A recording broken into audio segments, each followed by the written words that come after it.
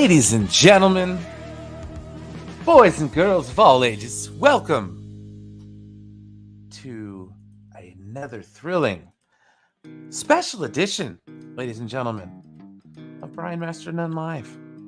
I sent a few links out, and I think we're going to have a decent conversation tonight.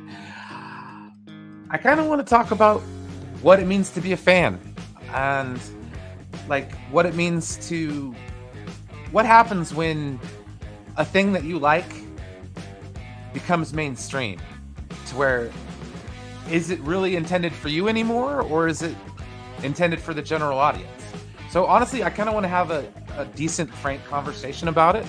I think it would be kind of fun. So until then, let's get this intro going here, and you'll see me in a bit. All right.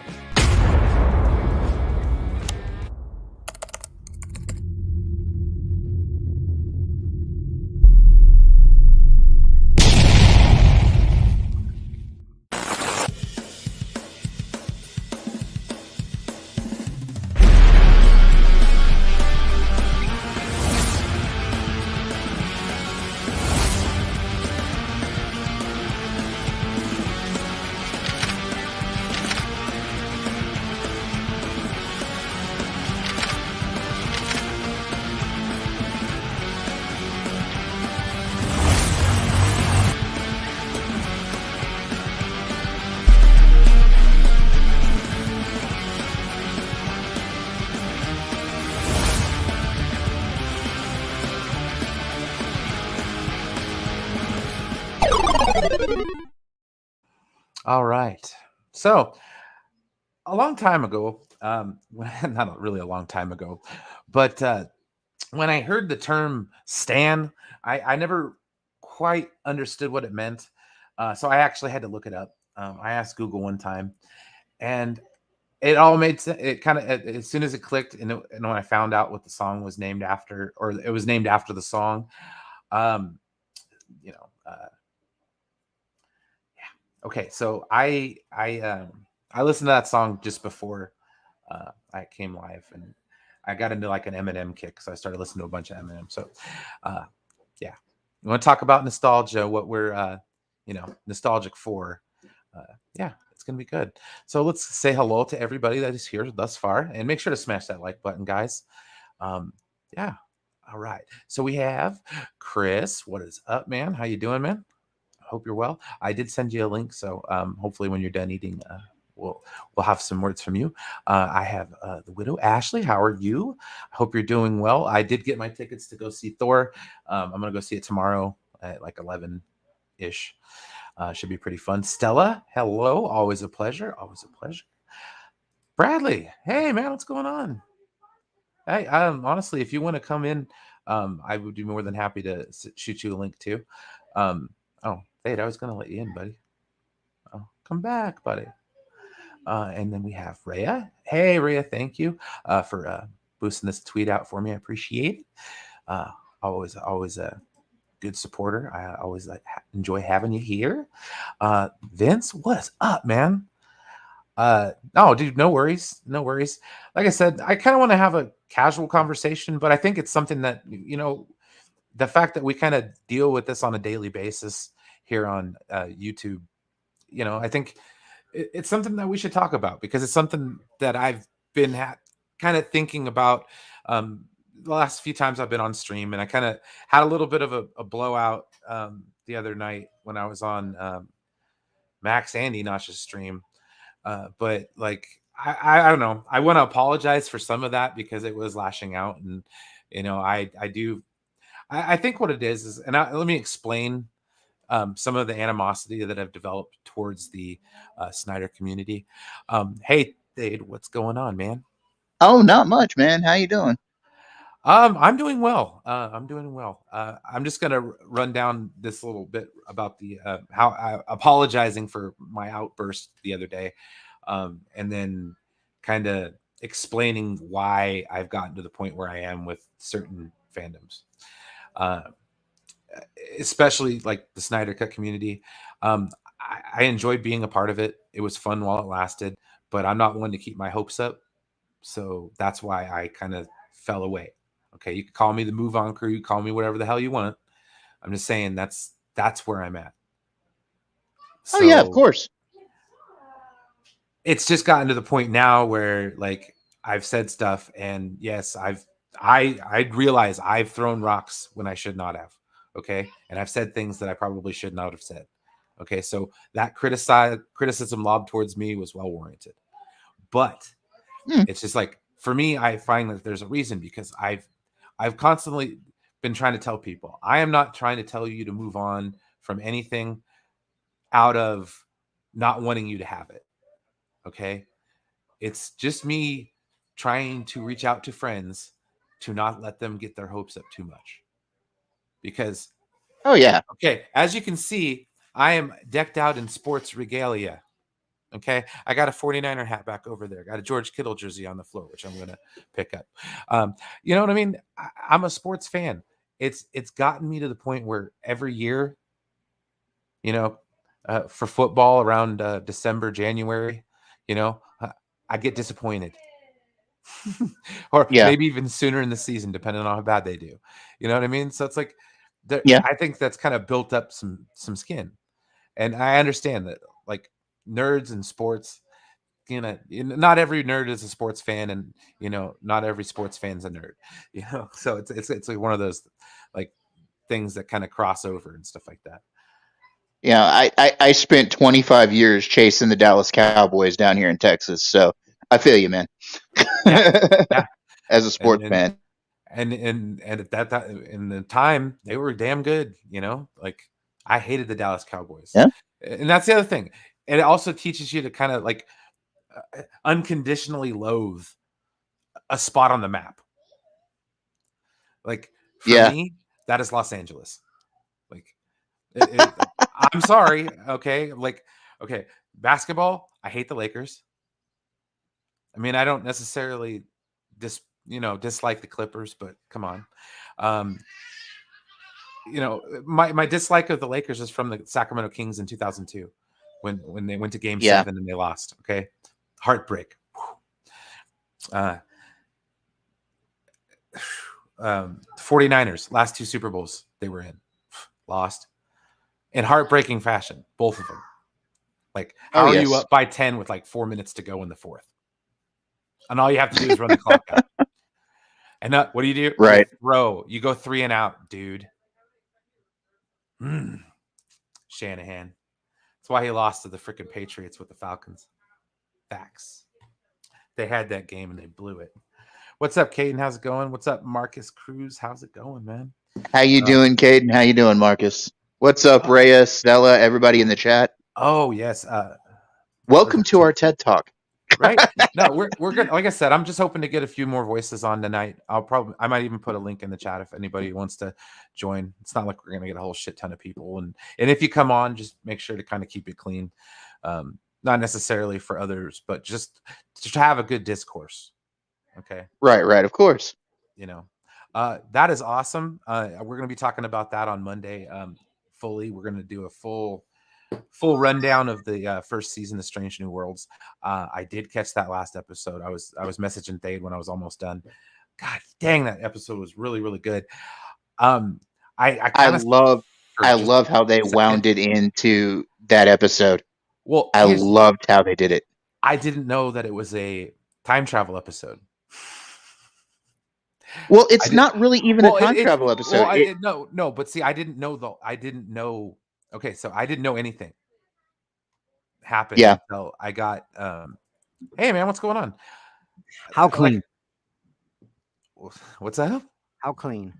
Oh no, we're fine. It's just like we're not gonna sit here and yell at each other. You know what I mean?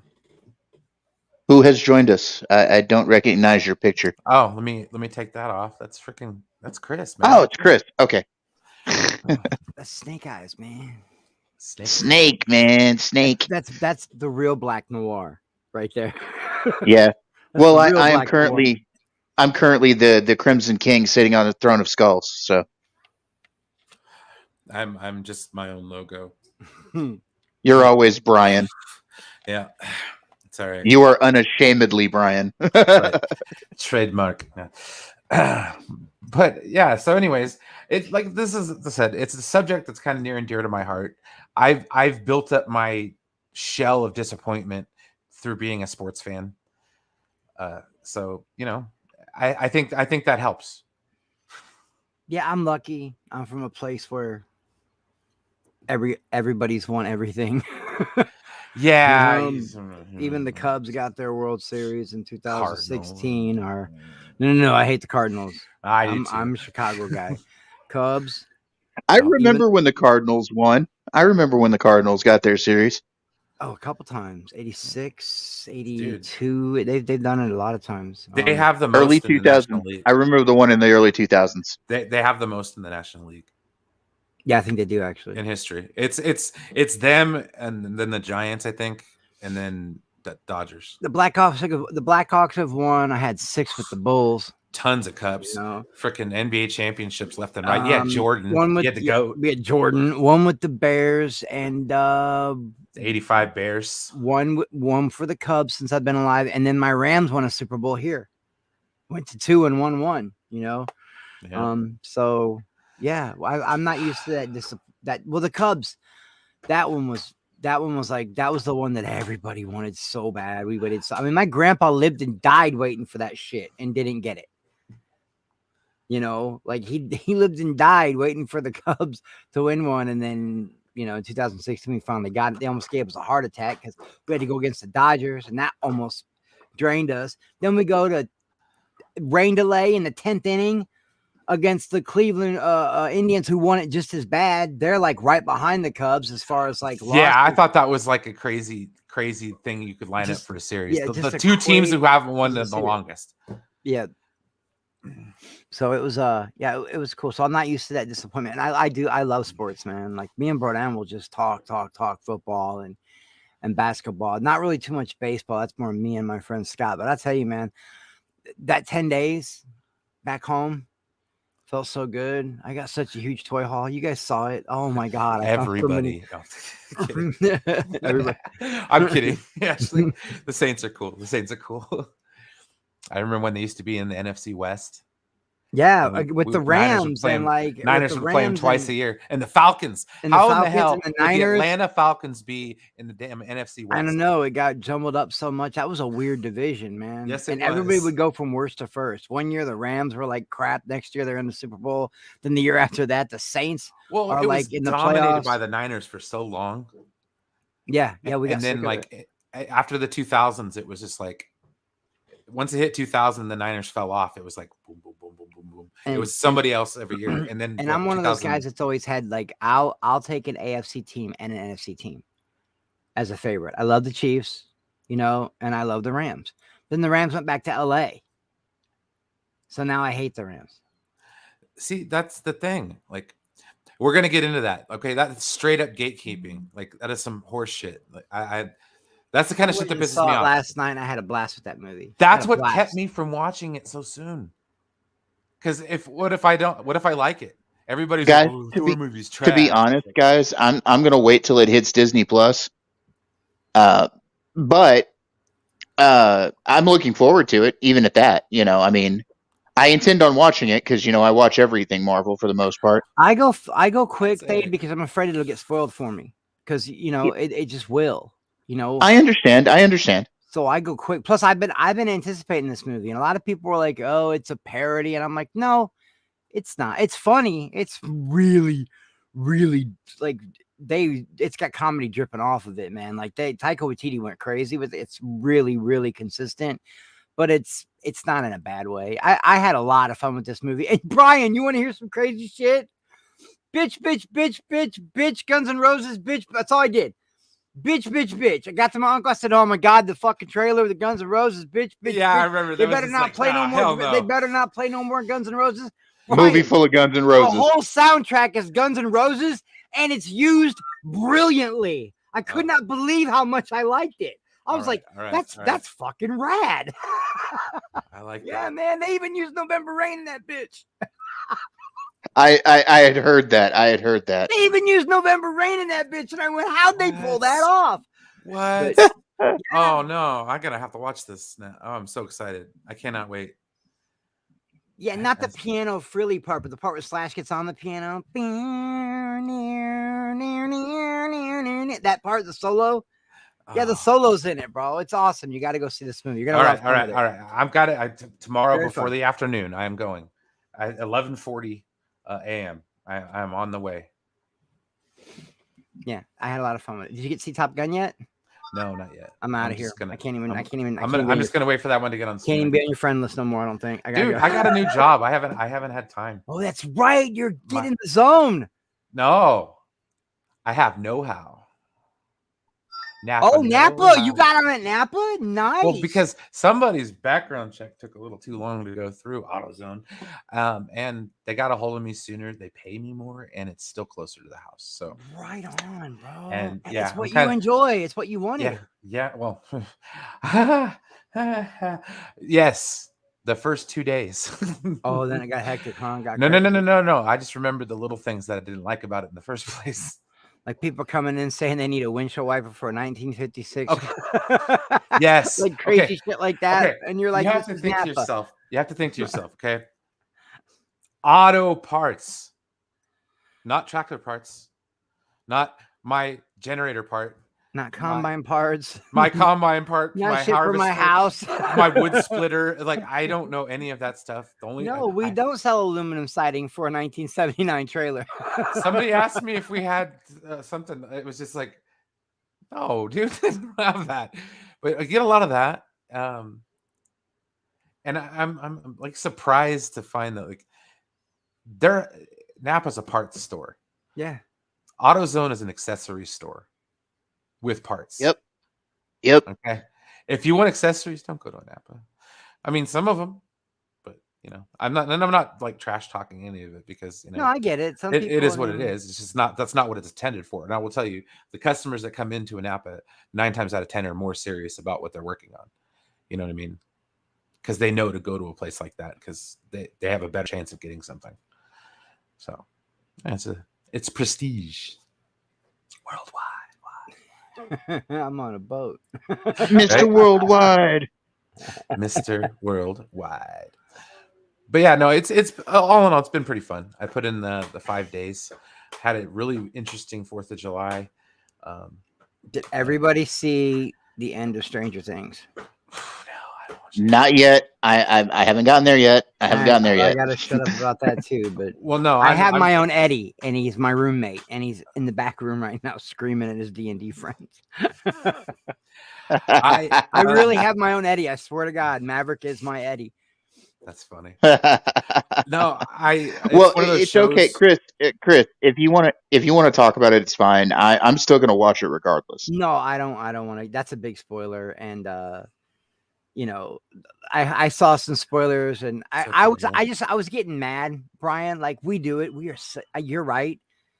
We're so entitled as fans. We're so spoiled. Some of us, we really are. I was getting so sick of that Kate Bush song. I'm like, dude, the placebo version's better. Kate Bush is a fucking weirdo. I don't care if she dated David Gilmour. I don't care. Yeah. You know what I mean? Like, I don't care. Just shut up. Memes, TikToks, it's all over the place. It's floating around more than Baby Yoda was. And then everybody was like, don't worry, Chris. Same thing with Master of Puppets. Okay. I'm not trying to be that guy. Okay. And honestly, you want to know what inspired this? I watched a video earlier today about somebody who talks about metal music and talking about the gatekeeping Metallica fans who are pissed off because people who watch Stranger Things want to listen to Master of Puppets. What and it was so bad. Opens a door and brings new people into the metal world. What do you care? It was so bad that Metallica had to come out and say that, hey, Metallica's for everyone. Yeah, that is crazy. You know, that kid learned the solo for that scene. He learned the solo for that scene. And when I heard it, come on, bro, I'm going to fucking snap on you, man. Hold on. Phone calls. All right. So anyways, I did bring phone calls. I did bring He's up an article. He's fucking spamming me, man. I hate it. I told him, don't fucking do that. I hear your phone going off. It's like, God dang, it's going to rattle off your table. He does it on purpose. It vibrates the hell out of your table. Wait till I fucking see him. I'm going to choke him. Anyway, we were sick of Kate Bush, Boy Scout there. I was gone for 10 days. I was in the city, and then I was at home. And when Eddie got up on the top of that trailer and we heard dun dun dun dun, Scott just goes, "Fuck yeah!" Because we were so sick of Kate Bush, dude. Well, the Not funny that I thing hate is, the scene with Kate Bush was rad. That shit was cool as hell with Max running away and stuff. That was really good. But that Master of Puppets shit was that dude. Wait till you see that scene. That was some real shit. And now people are like, you meddle for that. You're sellouts and blah. Yeah, I'm so sick of these motherfuckers. I really am, dude. All of them. I can apply that to Marvel fans because I saw that and I was like, yep, I see it. What? I didn't until Thor. Now I see it. Yeah, I see it, dude. Because See everybody, what? every I started single to person. see a little bit of the gatekeep, like the hardcore gatekeeping, the toxic side of Marvel. I Oh started to see yeah, a of little bit course. with WandaVision, or not. Well, I call it WandaVision, even though it's Doctor Strange too. Not your usual suspects. Shang-Chi chucked and Solo lost money. Not those fucking assholes, but like I started to see the Marvel. Like there's some people that just hate on Marvel to hate on it, and some of the gatekeep. And then I saw it with Thor, and I'm like, I don't give a shit. I had a lot of fun with Well, I'm encountering it pretty bad with Strange New Worlds. Like it's okay, Ashley. We all do it. Like people bitching about canon and how Strange New Worlds is breaking canon. I'm like, dude, the canon that you're talking about from a 50-year-old show that broke its own canon. I mean, come on.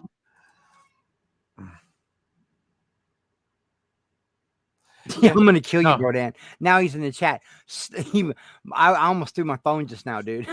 You couldn't send them all at once, one message. We had to send one right after another. One right after another. That's pretty funny, actually. Did you hear it going off? Yeah, I did. I thought it was going to rattle off your table. My phone's going, and I looked over and I saw it was Brodan. But I was like, motherfucker.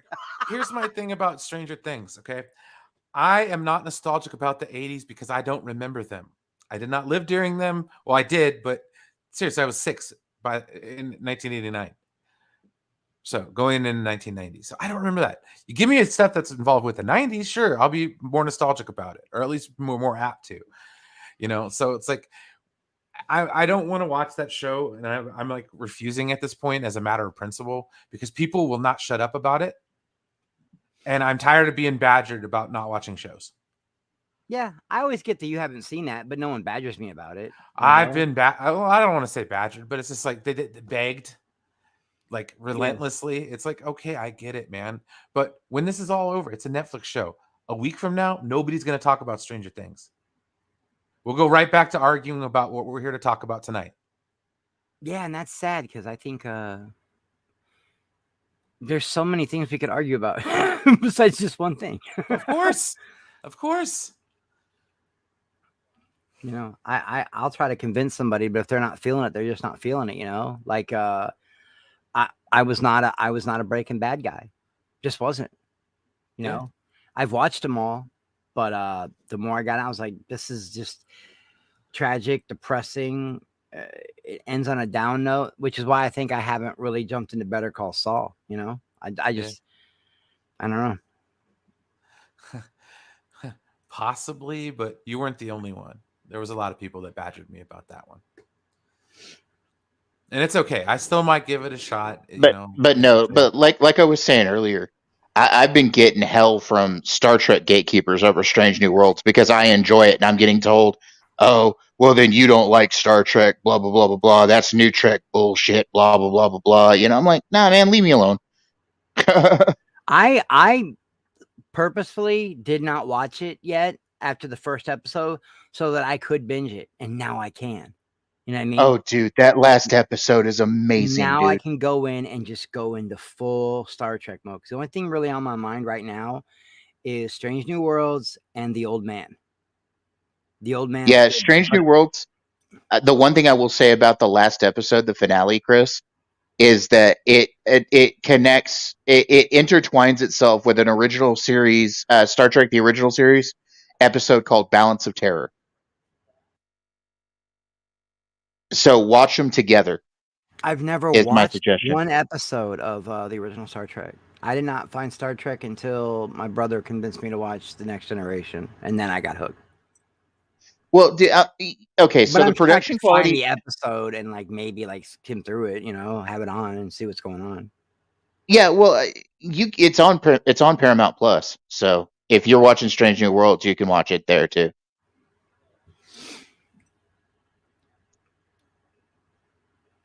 But it's what I'm like it's well paying worth it. attention to you guys. And I'm watching the UFC because there's a Yeah, main right.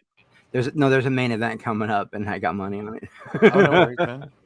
If you win some money, dude, you feel free to cheer, my guy. What's the main event? Who's wrestling? Dos Anjos and Fiziev. Oh, I took Fiziev. He's an underdog. Even though Dos Anjos is a beast, but I got a feeling Fiziev has a chance. Like I really do. Yo soy. But I'm also looking at how many 10 episodes. So I can binge 10 episodes of Strange New Worlds. Yep. Yeah, you the whole season's out. You're golden. Yeah. The whole season's good, man. I on purpose, I deliberately didn't watch it so I could binge it later. Because I had so much fun binging. And it's hard too, because I wanted to watch it every week, but I had so much fun binging Discovery. Dude, that finale is so worth it. I'm telling you. Oh yeah, 100%. That finale is so good. Chef's kiss. All right, so to the heart of the matter. All right, what is a stan and where does it come from? Tea's cold, I'm wondering why. Got out of bed at all. Morning rain clouds on my window, and I can't sleep at all. Your biggest fan is a stan. Oh man. Okay, so are you a stan? You've likely seen this term used on social media sites, but what does it mean? We'll explain and we'll equip you with the knowledge to spot stans in the future. This is How to Geek. I figured it'd be an interesting website to at least get the conversation started, because we'll get more specific into specific fandoms as we go. Let's see here. If you've been on any social media the last 5 years, you've likely encountered the term stan. A stan is a highly devoted fan to a particular person, like a musician, actor, author, or influencer. Stans are characterized by their high commitment and intense involvement in a performer's fandom. The term is both used as a noun and a verb. Someone can identify as a stan of a pop artist, or they could also say that they stan a new movie or song.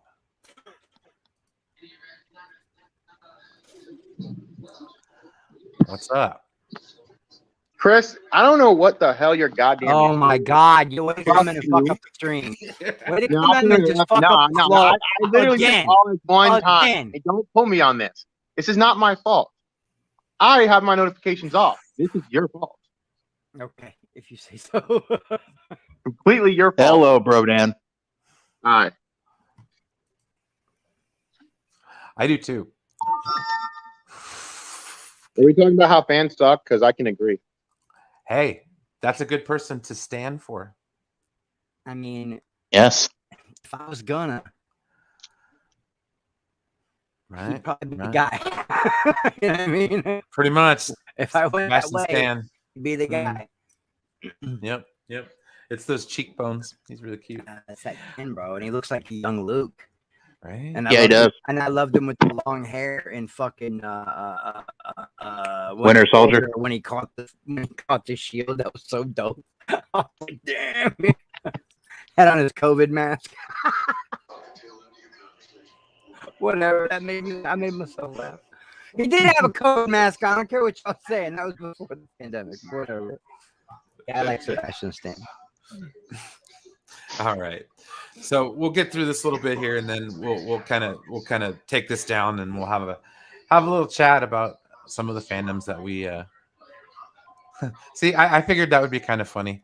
I was like, "Don't stand so close to me," and I grabbed the picture of the police. And I was like, "Yeah." That made me want to go listen to the song. And then I had to have a backhanded slap to DC fans because I put the DC logo over Andy Summers' face and not Sting's. I get it. All right. So the history of standing.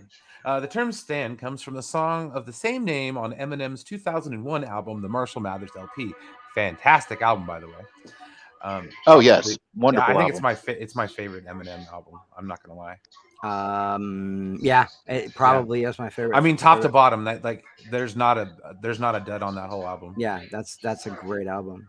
And not only that, but what I say I am or whatever, or who I am or whatever. That reminds me of playing Siphon Filter.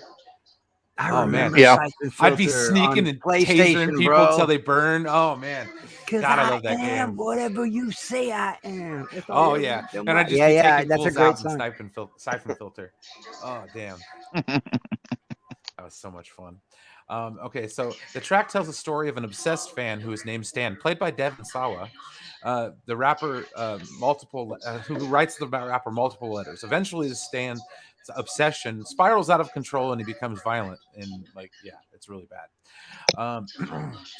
Some suspect Eminem named the character Stan because the combination of the words stalker and fan.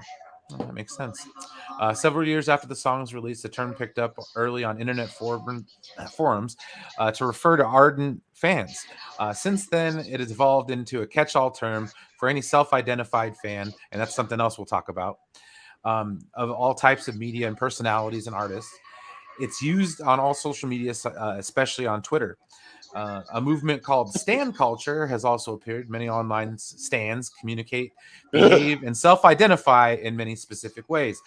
Being a stan usually involves joining a particular artist's fandom and building a community with those like-minded stans. Okay. So, I think this article pretty much sums up the gist of what we are here to talk about tonight. Okay. When does being a fan become too far? Like, is it okay to identify or to like use the thing that you're a fan of to identify you as a person? Like, I know there's more to people than just what they're a fan of, but sometimes the way it comes across is like, that's it. You know, they live and die by that sword. Yeah. I mean, what do you guys think?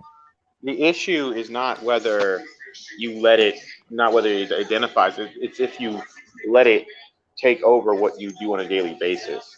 The problem that I've seen mostly with these people is they feel the need to bash anyone else for liking a certain thing or try and force their opinion down their others' throats. And I've seen it with the Snyder fandom most recently. But oh my God, this matters. Let me put it like this. I feel some people within certain communities feel, hey, Ezra Miller did this and that, but you know what? Screw it. As long as the Flash movie comes out to answer our questions, we don't care. That's when there's a problem. Or the fandom then is going, oh no, they didn't put this proper character in that I like in Obi-Wan or blah, blah, blah. There's this thing called don't watch something and maybe watch something else and get a life. You're pushing it. You know what you're doing and you're pushing it. I'm not going to say nothing, but you're fucking pushing it. Listen here. Brian is right, and I think it comes down to something me and Brian have always said. Tribalism. Tribalism can be very, very toxic, man. Yeah. Ezra Miller did nothing wrong with Tribalism is fucking up our fandoms. Yeah, it is, really is. 100%. And I can be tribalistic. I can be territorial. I can get that same way. I'll feel that little tiny quick piece of anger. Like, what do you mean you didn't like that? Why didn't you like that? You know what I mean? And then I have to stop and go, wait a minute, man. If I didn't like it, I'd be mad as shit if somebody came at me like that. I wouldn't know why I didn't like it. Sometimes it's true. He is like this. Some people just don't like shit. I have to catch myself, and I don't know why I get triggered. It's funny. I say one time in the chat, I go, so yeah, this episode of, I forgot the show. I said, this is better than Star Wars. Oh my God, how easy it was just to fuck with him. Dude, oh my God, he does it on purpose. That's why I get mad. If I know someone's specifically, purposefully fucking me to get a rise out of me, not because it's an actual argument, they're just creating an argument to get a rise out of me, like this little shit does. Then yeah, hey Chris, I get triggered. Chris, read my name. I see it. I'm just, you know what? I'm done. I'm so done with all of you. I'm done, man. Thade, what do you think, man? Like, I mean, aside from the tribalism, like, what have you I try noticed? to, it's really making it hard to be an actual fan. I've tried to say, hey man, check out Strange New Worlds because I've really enjoyed it, and I've gotten, aside from our community, which seems to be okay with it. Some other people that I'm friends with are, oh, it's new Trek, it sucks, it breaks canon, blah blah blah blah blah, and then I get this, well, you're crazy for liking something. It's like, look, The canceler. I'm just going to It's enjoy what morbid I time. enjoy.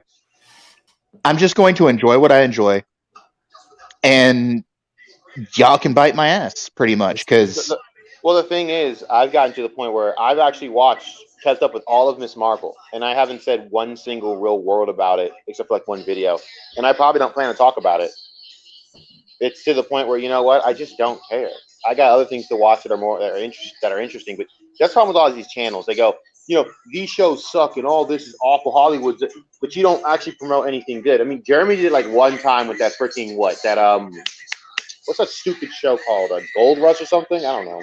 Yeah. Oh, And you're he talking about promoted. Yellowstone. Yeah, he promoted it one time. I'm like, do more of that. If you do more of that, and don't do it in a way where it bashes other shows, you guys would look better. But when all you continue to do is tear down the three same stupid companies that were going to make overproduced garbage anyway, for the most part, what do you expect? You keep watching the same stuff. There's so much good stuff to watch. No one's talked about The Old Man. There's The Boys. Everyone talks about that, which, by the way, genius at the end. That was it was a shot at Trump, so you're gonna go roll your eyes, but it was a Terminal genius. List. Oh Whatever, God, whatever. it's Okay, so whatever. good. I haven't watched it yet. All right, but he goes and says, I could shoot people on Fifth Avenue, they'd still vote for me. That's essentially what they just did at the end of the episode. He laser beams a dude's head off, and they cheer. I'm like, dude, that's genius. See, that's how you write good shit and take shots. That's beautiful. It was beautiful. I almost cried. Wow. No, dude. And then like the other thing I was like, and then I'll get into specific aspects of it. Okay, Yeah, so like, Brian, hold on though. Like, what's bothering you, man? I mean, that's what's bothering you. What is it? Just exactly you're to talk about. well, no, I was gonna, and I was Okay, gonna I didn't know if you were like get into the specifics of like why I've noticed things and why it's been bothering me. So like since I've kind of like been distancing myself from the Snyder crowd, which yes, a lot of them are what I would clearly define as stans because they're bad. I've never considered myself like that. I've never been that. Well, you're not a big of 16-year-old white girl on Twitter, so Yeah, that's also true. that's kind of the problem. It's also true. Oh, I'm sorry. Do you want me to say 16-year-old multiracial? Just say 16-year-old girl. I don't understand why. What the fuck? It's the truth. But No, see, it's the I've come to the truth. point now where like it's kind of turned toxic on me, and like I sat there and I just felt like talking shit. I was throwing jabs. I was like, this is bullshit. Like, I really don't like BVS, and like I think it's like when people sit that there was and, fun the other night on the lounge. That was oh, hilarious, dude. I even did it on Enosh's channel, dude, and that was crazy. Like I straight up like said my thoughts about BVS, and they're just like, oh, what? I'm like, yeah, dude. I think the fact that you have to defend a movie, if you have to defend a movie by like, oh, there's a director's cut, it's not that good of a movie. Dude, feathers were ruffled. Feathers were ruffled. It was funny. Helps it. It was hilarious. But it doesn't fix new. that it's a bad movie, It helps I it. got something new. It helps, but What is let's that? be real. What is The that? movie This you need is 2.5 hours to tell a story that still makes no goddamn sense. This is an electric nectar clip. Boogaloo. Nice. I got some. My daughter bought me a bowl, and then my friend Rusty sent me home with some shit called Skywalker Kush that he grew. And man, 2 hits of this shit, I feel like I'm sinking through the chair. It's fucking crazy. I can't mess with it. See, okay, Droga, I'm not okay. And yeah, I was poking at you the other night when you were on Max's stream. I do apologize for that. I'm just gonna say like, and I do like the damn Snyder cut. We'll get to that in a minute. All right? Here's the thing. I feel like a lot of the DC fans, they're salty towards Marvel, and every opinion that they have towards Marvel, it comes across as like extremely biased. Well, Because it's so snarky when they do it's it. They're so like, "Oh my stupid. god!" You're taking up this ridiculous like ownership and tribalistic view over something that's just corporate. It's a corporate company. They don't care about you. You don't have to take Over a damn two freaking IPs that do the exact same exact thing. same thing. It's been that way for like Why years. would you pit them against Guys, each other? Guys, Love you them know why? both. Guys, you know why it's stupid to make me mad and try and say, "Oh, this character ripped off this." Guys, the same artist went back and forth between two companies to make characters, so of course you're going to get the same thing on each side. Yeah, It's yeah. stupid. I do it for fun to laugh, but I don't really care. Oh, Thanos is rip off of Darkseid. Yeah, you know why? Because Jack Kirby told the creator to do it. So who That's why cares? I did the thumbnail Speaking the way of I did. stands, See, Sting is clearly the best member of the Police. Okay? But I had to put him on. Okay. So that's why I put the Marvel logo over Sting's face. Sting's face. That means Marvel does it better. Hey, Marvel Brodan, does it. check your IG real quick. Sorry. they I have done can't. it I'm on my better, phone. You know, I'm sorry. DC might have started sooner and had quality out the gate, but mismanagement from the company or whatever the hell. Yeah. Or They messed up their own thing. certain directors' projects not They- landing well with the Ryan, general they have the audience. better source material and they can't get one thing right. Meanwhile, Uh-huh. Marvel had to like grow the interest in a lot of these characters no one gave a shit about, and they've done that. No one knew who the hell Yelena Belova was, and goddamn it, I'll be goddamned if that chick ain't trending every goddamn day half the time, because guess what? They did a good job writing her. Yeah, no, it's not true. to mention Pew she steals every scene she's in. You know, Even in Hawkeye. like she steals every scene Oh, that she's in because she's I just that blame good of an I actor. blame Watchmen For what? Damn, for what? because Fuck Watchmen. DC decided that hey, we should make our movies like this from now He's on. like, he is right to an extent. It's not really just Watchmen. You also think The Dark Knight too. That was that tone they were absolutely. going for. It was those That two. realistic, It's 4 grounded, movies, really. gritty tone. Yeah. Right, and the thing about it is, what they didn't understand is there's different tones and aspects you have to hit in each movie. Like Batman should be gritty, but Superman should be. You know, I kind of like Man of Steel. I like where they're going with it, but they should still add a little bit more joy to it. True. But you know, here's the problem: like Aquaman can't be a gritty underground dirt. No, it's got to be what it is. I mean, could it be a little better? Fun. Like, Yeah, goddamn. but could it be a little better? Yeah, I mean, Black Manta should be more vicious, but then again, that's a There hard you thing. go. Now you're gatekeeping. No, I agree. How am I think my gatekeeping? friends Yeah, do. you are, because you're Yeah, telling we you're do. telling a director and a writer what their vision should be. You're telling them they should have wrote it the way you want it. Well, no, I get it, but like, But that's how because is that it's not gonna because it land? didn't. you know, like how does that land? How did that land with the general audience? You know, Right, and that's the thing. I think it was a fun movie. It made over $1 billion. You know, I think people enjoyed it. You can't complain when a movie makes $1 billion, man. And, you know, you can nitpick. We all do. We all, oh, the pacing was this, or the cinematography wasn't that great, or the CGI was bad here. But in the end, did they tell a good story? And did you enjoy it? You know, because you got to remember these directors have to deal with their producers. I know it's James Wan. It's James Wan. And they have to do what they're told. You've got to make it adult enough for an adult to like it, but kid enough for a kid to like it. Yes. You got to keep it friendly for kids, but adult for the. You can't just have some Black Manta running around murdering people because he's pissed off Aquaman. Well, then don't put the character in the film. That's what he does. So the kids aren't allowed to look at Black Manta? They can. That's what I mean. You can't. Let me ask you this. Do they watch Deadpool anyway? Yes. So who cares? I don't know if they do, but they do watch Deadpool. End of story. Deadpool is liked by people under the age of 12. Well, then they should just get rid of all trolls on. I would love it if they would. I would love it if they would. It would be nice, wouldn't it? But that's never going to happen. But even so, you can make Black Manta do vicious things without having to make it all gory. You don't have to stab a baby. PG-13 movie. Yes, you can. Maybe PG-13. Maybe you can. It's just got to be. You don't have to show the blood. But if you haven't stabbed freaking, Aquaman's dad, you could make that in the film. Just, don't show it where, oh my God, he's bleeding, and just, quick glance, and that's about it. It's the moment that matters. And besides, hasn't Marvel done shit too? Marvel's done dark shit. That you guys don't want to talk about. A little bit here and there, but there you go, buddy. Not just a little bit. You think about it. There's a lot of dark shit in Marvel. These people don't think about it. It's just put behind a comical glass. Tropic Thunder is a full-blown comedy, and it's got more gore in the first 5 minutes than any Marvel movie I've ever seen. Tropic Thunder is rated R. But see, the thing is, though, it's like, in my opinion, you can have it a dark movie, but it can still be fun. You know, and I feel like a lot of these movies, they're not fun. They're not. They're really not. They're painful. I mean, a lot of them are painful. They're hard to talking follow. about DC or Marvel? The DC ones. Okay, yeah. There's a lot of very. There's even Marvel ones that can be painful, but even still, it's like at least they have better presentation. The problem with DC, they're consistent, you know. Right, they're consistent. It's consistently what it is. You want to know the problem with DC? You look at it goes all the way to the shows. You tell me the CW is worth. Excuse me, guys. Go somewhere else. My bad. You talk about the CW, and you tell me those shows are worth putting on because they're awful. Except for maybe Arrow, they're all terrible. Every one of them. I don't care what anyone tells me; they're all terrible. That is true. I'm tired of hearing that word too.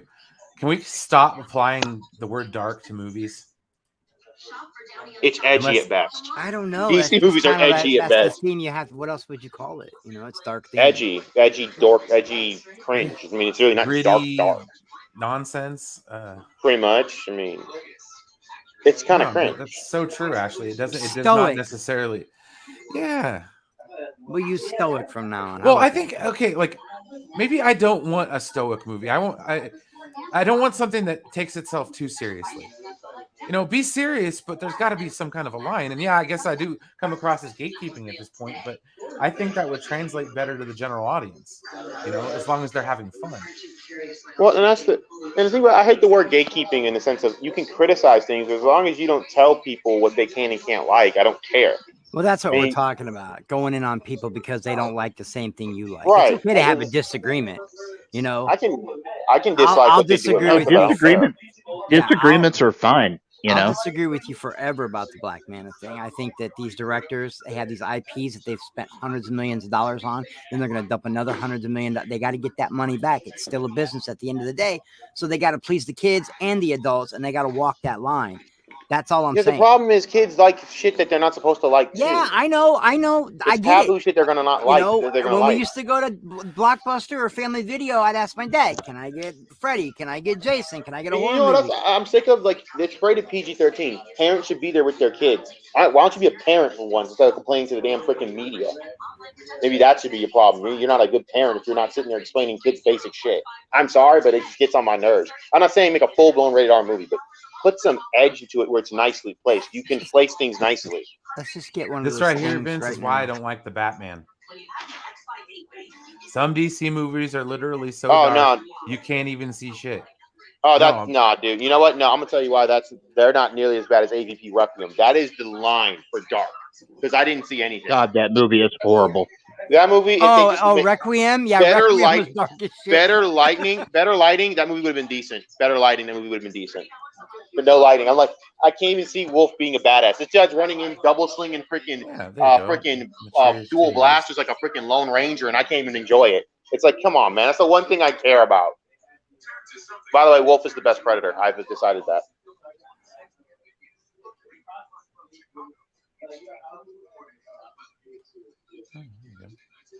Oh, the CJH is here. Batman. No, you're not lying. It's the greatest movie ever. It gave us Alicia Silverstone as Batgirl. It's great. Yeah. Smashing Pumpkins soundtrack. Had an R. Kelly song on it called Gotham City. That one aged well. Can we please not? You know what actually did age well, though? The Prince one. Oh, dude, the 89 soundtrack is amazing. There's 5 or 6 Prince songs on there. Crazy. He's got the Joker song. He's got the Batman. Trust. Party Man. What's his name with the seal? Kiss from a Rose is still a classic. That's from a Batman soundtrack. Yeah, dude. Batman Forever. Yeah, Batman Forever. You know what's crazy, honestly, about all this gatekeeping nonsense, though? No one is giving other shows a chance. And that's what pisses me off. If you're going to hate on things, fine, but why don't you give other things a chance meanwhile? You know, True. I don't Listen, I don't particularly like Miss Marvel. I watch it to keep up with it, to review it. I think it's fucking boring as shit and just trash. But you know what? I watch other things that I enjoy because I'm not going to sit there and have that be the only thing I watch and complain about. Facts. Godlike. Those one Dude, liners, come on. Arnold is godlike in everything. You guys ever seen Pumping Iron? He goes, "I'm coming day and night. I'm coming when I'm on stage. all over here. I'm coming over here. Over there. I'm coming every day." I'm like, oh my god, dude. If I said that in the gym, I'm getting kicked out. If he says that, right, he's a hero. right. Oh Lord have Yes, mercy. man. Degrassi. All right, man. What is going on? You're probably gonna get canceled right now just for even saying it, repeating it. It's over. Probably. Hashtag cancel Brian. Yeah. We were talking about going places. Dude, of all things I've said, I should have been canceled a long time ago. So no one Rock cares. a party like nobody getting. Now it's stuck in my head. Now I want to hear it. I love that song, man. Now I want to hear it. Stop. Messing No, up the freaking, Party no. man. That's one of my Joker favorite. when, he, Joker when he's going through the museum, fucking everything up. Yeah. One of the best parts of the movie. When Bob goes to cut the painting, and he's like, "No, I kinda like this that one." I like this one. Yeah. I like when he shoots Bob, bam, and he goes, "Gonna need Bob- a minute, boys." Bob Gonna need a gun. when he shoots Would've gotten in Bob, and he trouble. goes, I "Gonna need just a minute, he, boys." he just looks at Bob and he goes, "Bob, gun." Gun. Poor Bob. You know what? You know what's Well, I'm funny about that? I was just watching a facts video about that movie, and the guy that played Bob was a condition of Jack Nicholson getting to being the Joker. Like, he really didn't want to be the Joker, but the guy that played Bob was his friend, and one of his conditions for playing Joker was that his friend gets to be in the movie, and they made a character just for his friend to play. Yeah, the bear was the Let's bear. broaden The our bear fucked with minds. me though. The bear. Lawrence? The bear. The I bear haven't took even me watched places past I the didn't first want to go, episode. man. I'm saving that one. I've had to save that one. There's so much other crap I'm watching. It's- Oh, dude, So good. It's so good. Oh. dude, I enjoy so many movies outside of nerd stuff. I enjoy so many shows outside of nerd stuff too, man. The Sopranos I watch at least once a year. I'm watching Mayans right now, Rest in and peace, Paul. I'm gonna rewatch Sons of Anarchy again because it's been a while. There's just a lot of things that I'm looking into. I'm about to start Tyrant because of Rodan. Good luck with that. I tried, man. Good luck. It's I tried depressing. so hard, man. Dude, like depressing bothers me, Rodan. I Come on. just can't get into it, man. It's well, when I say depressing, it's so bad you're gonna want to actually like not talk about the the Middle way East they ever treat again. women in that show, and it just feels like they're glorifying it. I Well, don't like it. it's about the Middle East, man. That's really It's how not they. glorifying. It's just telling you the story of it. It's just what happens. That's It's why. showing you what's actually going on. Oh, and it's based on a true story. Brodan, didn't you say that Snowfall was good? No, it's great. All right. It's brilliant, actually. But this last season's kind of whack. But well, John Singleton's dead, so you can kind of you can see it now. He's gone. Have you seen the show? Have you seen the show Power? Brodan? Power is very cheesy to me, but I enjoy watching. that it one would on be easier Stars? Yes. Easier if I told you how many shows I've watched in the last 5 years, than to have you ask me whether or not I watched the show or not. Oh, I was just asking Brodan because he's been getting me to look at other shows. Oh, gotcha. No, I'm just saying, like, for me, if it wasn't a Star Trek, Star Wars, By the way, I don't want to talk about Mayans right now. or still some hurt. form of Dude, Marvel Mayans property. Yo, Mayans guys, is hurting, Ashley man. hasn't finished it yet. You're gonna. No, spoil it. I think she'll know. She knows it's coming. She's gonna know what's I coming. haven't watched the new show in 10 years. Nothing, Wow. with Brian at all. No, because I'll tell you right now, I got burned by AMC. And That's the what was other problem, though. one? You're watching AMC. AMC's over. I mean, it's good, but it's Well, not no. that bad. What show what did you get burned by? I got burned by that show, The Killing. Oh, dude, that Oh, show was one so season, good. I think, and they just cut it off or something. Yeah. The second season was garbage, and it was on Netflix or something like that. And it didn't even have like either one of the. the main you people. gotta if you gotta stick to FX, it's the best network. Stick to shows like Fargo. You're gonna. And then, Fargo is oh my god, Fargo. who had Longmire before it went to like Hulu or A&E, whatever? I think, was long. Yeah, Dude, okay. Longmire's a good show. Love Yeah. that show. Freaking Yeah, I love gotta it. watch. Have any of you watched Yellowstone yet? but My mom I haven't loves gotten it. into I a haven't show started since. it yet. because they Even kinda Jeremy talked about canceled them. Yellowstone. Everyone loves that show for some Yeah, reason. my Yeah. mom. Yellowstone is loves it. freaking amazing. She says it's Sons of Anarchy on a ranch. That's what she says. Oh, dude, it is. It's And Montana Sons of Anarchy. the prequel show 1883 is so good. Oh, that's right. We're gonna get the Okay. prequel. You gotta get the Do I prequel have to show to see if my tons. freaking Hulu's still working? God damn it! All right, fuck it. You also gotta go look up. Hulu. You know, Paramount Plus. I've been doing crime shows as well because I gotta with the Dark Star podcast. I'm gonna go into Oh, more true dude, crime stuff. I started watching True Detective, dude. I can't. Oh, Why not? I gotta put that off soon. hey man, Dade. What? Season 2 and season 3 are okay, but I honestly believe in my heart I'm about to say some crazy shit. All right.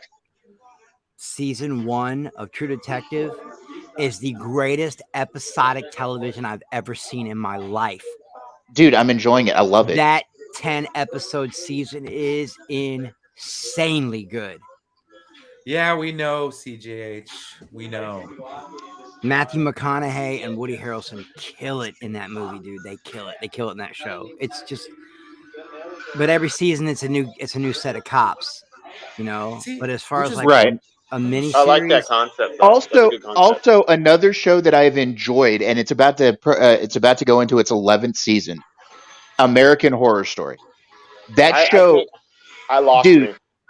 Dude, well, it's because it's each season is a different story. It's each 10 I know. episodes. It lost me again. I like Fargo, so it's not like it's a big deal with that type of concept. It's But just they all connect in some way, though. Each one of the seasons connects. It's like Fargo. I get that. Yeah.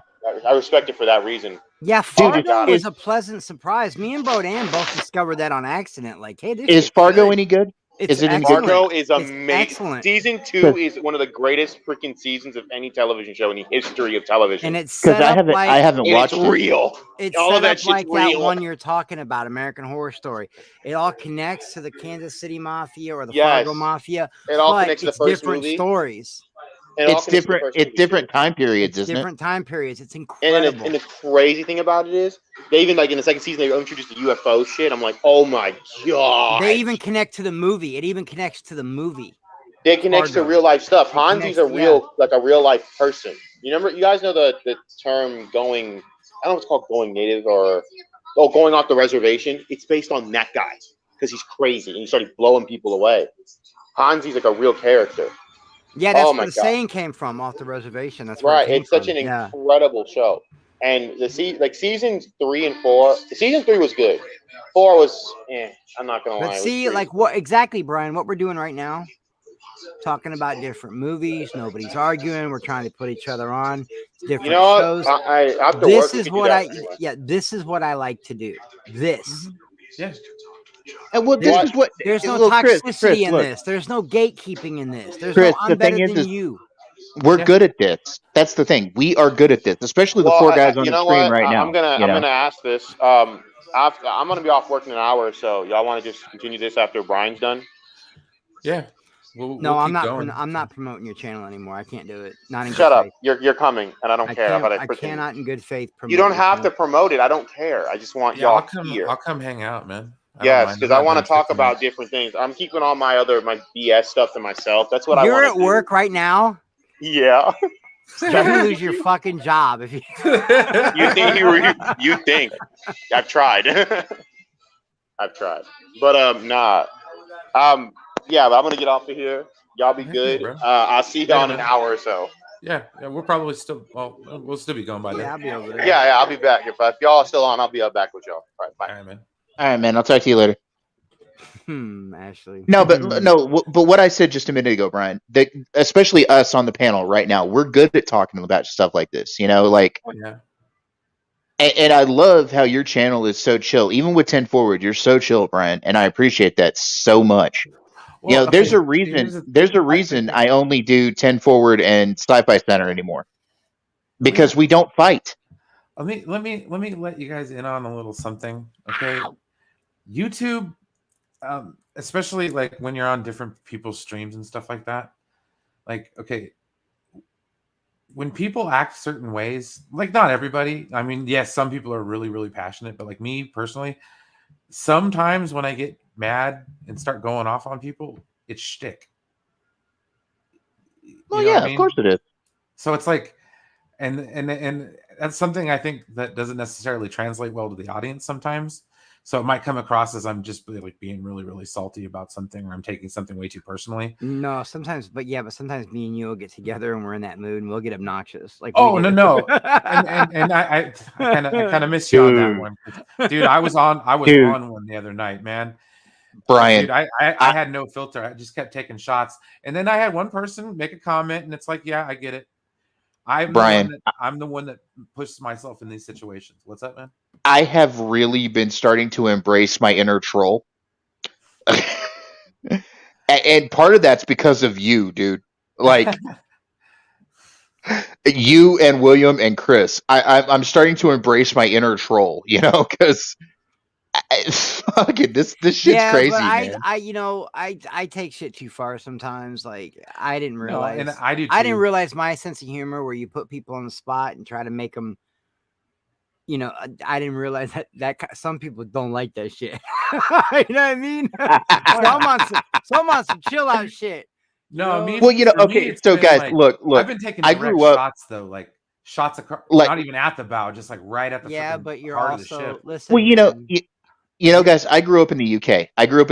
And the thing about growing up in the UK, you learn dry humor. Okay, and I have been using the dry humor on people, and people are like, "The fuck you mean, man?" And I'm like, "It's funny. Like, where are you, man?" No, Like, I get it, Dave. But also, Brian, listen, man, you've been edgy a little bit lately. Trying to find a new job, process of moving, and I don't want to bring it up, but you're going through phases, man. And you just might be in that part of it where you're just mad. Oh no, I'll tell you exactly what happened. I ran out of. It was right before payday, and I hadn't consumed in like 3 days. Oh shit. So when I came home from a day at work where I was kind of like, oh man, okay, all right, this is fun.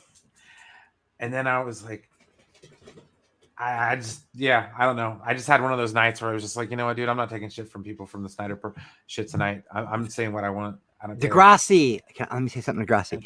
You just watched all 5 Phantasm movies? Okay, the second one, the second Phantasm movie, that's my dad's car. Dude, the second Phantasm movie is the best one of that series. Remember I said my dad's got a trailer queen? That's it. It's just bronze instead of black. It's he's got a Hemi Cuda. He's got a 72 Hemi Cuda. All he does is rub it with a fucking diaper. He won't drive it. He won't sit in it. It's all leather. I get so fucking mad at him. Dude, I get so mad at my dad. He has that car. If you go watch this Phantasm 2, that car is the car my dad had. It's all original. The only thing on it is slots. He put different rims and tires on it. That's it. It's 100% original. And it's a trailer queen. So I want to choke him. He's got a Bannister mobile, huh? Yeah, dude. But I mean, my dad's uppity. He put he really gets bougie. When we go to the car shows, he puts velvet rope around it. Oh dear God, I swear. So Hot August nights, dude. So people won't get fingerprints on the wax job. Yeah, my dad's bougie with his cars, bro. Bring it out to Hot August nights, dude. He's got that, and then he's got a 69 Charger. I've got a 70. Oh, man. But I never get to do anything with it. I think I might actually partake in Hot August nights this year. It's like the second weekend of August here in Reno. God, classic cars from all over the West Coast. I know it sounds. Oh, dude, just me and a box of tissues. Yeah, and right. And casinos tinted windows all around. just give me something big with tinted windows and a box of tissues and leave me alone as the cars drive by. I'm not even kidding, dude. Yeah, those are beautiful cars. Beautiful cars. Dude, some cars are just sexy as all fuck, Some cars are as beautiful as a woman. I'm not even kidding, dude. No. Dude, my favorite vehicle that I've ever owned. I used to own a 68 C10 pickup truck, Chevy C10. See, those are cool too. The wide body ones. Yeah, those are fun trucks. God, that was such They a come in beautiful that truck. crazy orange that you can't get anymore. You can't find that orange color Yeah, it's that anywhere. what they call it. They call it Chevy Red. But Yeah, but it's orange. It's like fire. yeah, Yeah, dude. yeah. It's like fire engine That's how I red used to or think. fire It orange. was Chevy. It was Chevy Red with a white over cab.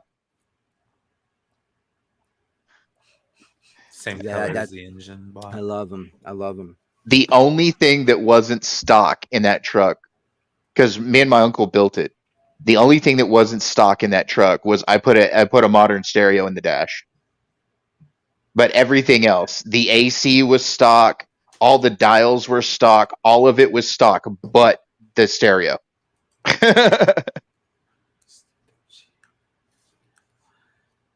I disagree. Actually, I think you're wrong. I think What are dark you comes from disagreeing dark. with? Because she says dark really is misused. The term, when used correctly, refers to cinematography. Maybe back in the fucking 40s and shit, but nowadays it's referred to as dark subject material. Yeah.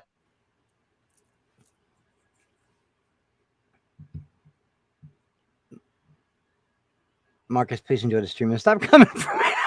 Hey, do you guys like movies that are so bad they're good? I got a few. I've been on a crusade lately, watching movies that are so bad they're good, and I'm enjoying it. There's a few. I'm trying to think of one that's so bad it's good. Okay, Batman and Robin. Batman and Robin is so bad it's good. Have you ever seen the B horror movie Troll? Yeah. It's not even in English. It's fucking crazy. It's like in Scandinavian or some shit, ain't it? Dude. No. That's Troll Hunter. No, okay. I'm talking about Troll from the 80s. What's the matter, Brian? What are we looking at? I'm so happy. I got Hulu on this bitch. Yeah, dude. FX doesn't put out anything bad. And dude, I can watch reruns of How I Met Your Mother, dude. This is awesome. Dude, Sons of Anarchy, new shows. Mayans, dude. Sons of Anarchy and Mayans. I'm not gonna watch amazing shows. Sorry. Why not? It's so bad. I have a prejudice against it. What, you don't like Charlie Hunnam? He's gorgeous. No, it has nothing to do with who's in it. I just okay. Subject matter. Yeah. Oh. And it's nothing like I have anything to worry about. It's just I dealt with that stuff a little bit personally, and I was like, oh god, the bear Degrassi, the bear legit messed me up because I'm from there. I'm dealing with the loss of a brother. Is that the one where they have the restaurant? It's the one with Lip from Shameless, and it's so good.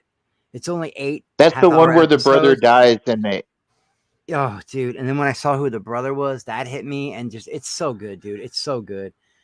Ashley was like, "Chris, watch it," and I watched it, and I in one day, man, I went through. And the last episode hit me because what his brother did for him in secret, my brother did for me.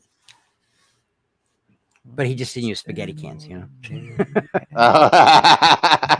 Brilliant show, man. And I really hope they keep making it because it's really good. And I love that actor who plays Lip. He does this monologue in the very last episode where he has to sit in like an AA, Narcotics Anonymous meeting. And the kid just acts so good when he's talking about his brother. I felt all 8 minutes of that, man. It was just, my heart was beating fast as I watched it. Like, that's how good. The only other time that's happened to me was when they were throwing Ethan Hawke in the bathtub on training day. That, for some reason, that movie had my heart beating so fast because I really thought they were going to kill Ethan Hawke. Shit. Such a good movie. 19 people smash that like button, y'all. What the hell? Anyways, dude, thank you. I've gone back. You got Ordinary Average Guys stuck in my head from Joe Walsh. I've been going back and watching the American Pie movies too. Oh, jeez. Okay, so what I'm going to do is we're going to bring it back to a little bit of the, just a little bit more of this fandom discussion. I do want to ask a question.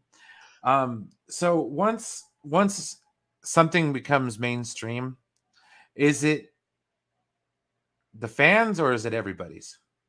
It's everybody's, man. You know, it's like everybody's to enjoy, supposed to be for good, bad, or indifferent. You know? Well, dude, it even stops being the creative or the company or the production companies, because once it's out there in the wild, it becomes public property, man. It's Yeah, it the becomes the problem with domain. fandoms. The problem with fandoms is they've become too mainstream. So many people enjoy those movies now that being an actual, nerdy dude, or being what you would consider quote unquote a nerd, or whatever. We've got so many normal people in the fandoms now, which is not a problem, mind you. But we've got so many normal people in the fandoms now, that certain aspects of our fandoms that are the nerd aspects of the fandoms are like, I that's where the mean, gatekeeping comes from. to be Because, fair, CGH, I probably wasn't listening. well, I look, zone out a lot on Max's streams. look, the what I'm trying to say is, okay, so like with Thor: Love and Thunder, a Oh, I lot of agree. us a lot of us are nerds are going, it's not so good, it's not so that, whatever. But like your normal people, your normal moviegoers, man, they're loving it, you know. Yes. And like with Star Trek, with Star Wars, dude, the people that bothered to watch Kenobi, like the normies that bothered to watch Kenobi, they loved it. Yeah. It They weren't comes all hung down up to on the details. and it's just like with Strange New Worlds. Hang on. Dude. You know, you remember a while back, Brian, when y'all started talking to me about Discovery and Picard and all that, and I I've was talked I to you a was bit. adamantly against it, Yeah. and you and Stella talked me into watching it. Dude, I enjoy it now. There you go. I don't even see why I had a problem with it. Because a lot of Especially people Strange just New didn't give World. it a chance, you know? Yeah. But I guess part of what got me with Star Trek is I got burned by Enterprise. And not so much that I hated Enterprise. We I all did. loved We it. all did. We all did. I loved Enterprise. I enjoyed the hell out of Enterprise. I didn't get But they past the first canceled it too episode. soon. They canceled it too soon. Man, And I just didn't want to go through that heartache again. You know what I'm saying? With new Star Trek, because and hot take. I loved the Kelvin verse. well, just 1 second. Andrew Casali, dude, where the hell have you been, my guy? Right, Dude, where have you Wow. been, bro? Like, my guy, where you been, bro? I am so happy to see you here, dude. Somebody probably said something about Toby and he snapped out. and went Yeah, off the I didn't grid say for a anything. while. Hey, if we're gonna talk about stands, like, And he you know, snapped out and went off the grid for a he while. he is the Toby Stan, okay? And Oh God, it's yes. okay. And you know what? Oh man, There is nothing wrong with that. There is absolutely nothing wrong with that. oh yeah, no, not at all. Yeah, but you know what? You know what, Andrew? You keep on loving Toby. You know why? Yeah, Because Toby was an awesome Spider-Man. yeah, he was all right, serviceable. I'll give him that. Personally, my favorite Spider-Man was Andrew Garfield. Mine too. But Yeah, mine too. Well, see, yeah, exactly. But no, like, But- to the point. but the thing about the three guys that have played Spider-Man is they all fit different aspects of Spider-Man. Yeah. Andrew Garfield fit Spider-Man in the comics at the time. Toby did too. And now Tom Holland's a pretty good Spider-Man. I like him. But like, it all comes down to the time period you're watching it in. And having all three of them in No Way Home was amazing. Yeah, I loved it. It was a highlight, definitely. Honestly, I would have, if you'd have asked me before and then after I saw it, I'd have been like, nah, I don't care if Toby's in it or not. Andrew would be cool, and then I saw it, and then I was like, dude, that's really cool. No, I'm glad to see you here, Andrew. That's really awesome. It's good to see you, Andrew, buddy. So like one of my things that got me thinking about this was the other night when we were talking about the latest Marvel show, and we were talking about Thor, and it's just people being so disappointed about what's going on, and it's like, guys, and then they talk about how like it differs from the comics a lot, and there's just that constant back and forth where it's just like I just finally thought in my head, it's like, it's not for you, it's for people who aren't gonna go out of their way to watch it. Like, it's something that gets those people, like, they want the casuals, but they also want the people who just want to go to the movies on the weekend. Like, well, you know what, Brian? And it's good that you bring up like comic books and comic book movies and stuff. Okay, I mean, I so dig you it. You're a guys know fan me of the pretty source well. material, but like movies are always Well, going you, to translate more for the general audience than they will for the comic book fan. right? Well, you guys know that I'm a pretty big comic book guy. I have been for 40 years. Yeah. And the thing is like I just shut my brain off when it comes to like what happens in the comics and what happens in the movies. I don't care because I like getting different stories from different angles. You know what I'm saying? So like if it doesn't fit everything that's in the comic books, I really don't care. I just don't. And it's like with Strange New Worlds. You know, Paul Wesley playing Kirk in that last episode. Yeah. They kind People of have been throwing swerved us a throwing a little fit bit. about that. People have been throwing a fit about that, and it's like, no, he did okay. But that's not like people are like, oh, he just doesn't do Kirk right. He just doesn't do Kirk right. And I'm like, dude, that's not the James Kirk you know from the original series. It's just not. That's a Kirk that had different things happen to him. Yeah. Completely different. No. And then He like, was never he never had the responsibility of the Enterprise. He just had the Farragut, and And it wouldn't matter because if you had a guy that was like Kirk, Captain Kirk, they would say he was trying too much to be like William Shatner. You're always going to have those. Oh, he's just oh trying yeah, too much there's to the be like Will. comparisons. and that's It's the all you're problem. gonna have, And that's man. the problem, dude. That's the problem. Yeah, you're right. It is a problem, Dave, but it's only a problem if we let it become a problem. Ain't no one ever got ain't no Rotten Tomatoes or none of that shit or nothing ever gonna make me not go Okay. see a movie. Like I'm gonna go watch what I Okay. want to watch, and if I like it, I like it. And if we all I'm do gonna that, say I listened to a guy named Cody Leach, and he's a movie reviewer on YouTube, and he is completely honest. If he likes a movie, he likes it. If he doesn't like a movie, he'll tell you about it, and he'll tell you why. He won't just, well, I hated it because I hated it. No, he'll tell you exactly why he disliked it. But he's always like, it's okay to like something that I dislike. I'm not going to fight you on it. And he said something very interesting the other day when it comes to Rotten Tomatoes. He said, you guys really need to stop depending on Rotten Tomatoes scores. And that is completely above boards. People need to stop worrying about the Rotten Tomatoes scores. or what's the other one? Metacritic. I Yeah. don't care. IMDb. I don't care. I'm gonna judge for myself. You know how many shitty movies out there I love people hate? Oh God, You know what yes. Dude, I that's what get so I'm let much people shit. rain on my parade. Yeah, there's a lot of shit out there I like that nobody likes. I can get on. I can watch The Wraith right now, and it's a cheesy, horrible car movie about a ghost dude, car I that love runs. that movie. And I I'll love watch that it, movie. and I'll watch it over and over. The soundtrack's great. I love it. And people are like, Chris, this shit is whack. This shit is cringe. And I'm like, yeah, but look at those cars. Listen to that soundtrack. See, this is really true though, Degrassi. Superhero movies have always been popular. They're just not special anymore. That's true. Hey, Dial, what's going on, man? Hey guys, how's it going? Not too bad. Not too bad. Just having a nice Yeah. little chat. How are you feeling Cool. tonight, bud? Can I add something to what Degrassi said about superhero movies? Yeah, sure. And then we'll get. I want to hear from DL. So Okay. go ahead. So yeah, okay, we've got a shit ton of superhero movies, but you know what? Don't care. I enjoy them, but I enjoy them for what they are. They're popcorn. They're a fun time on an afternoon. And if you watch it once and never watch it again, you haven't lost anything. You experience the movie and you take it from there. You know what I'm saying? So keep giving me comic book movies. I'm gonna watch them. I enjoy them. All right. So what are you thinking, man? DL?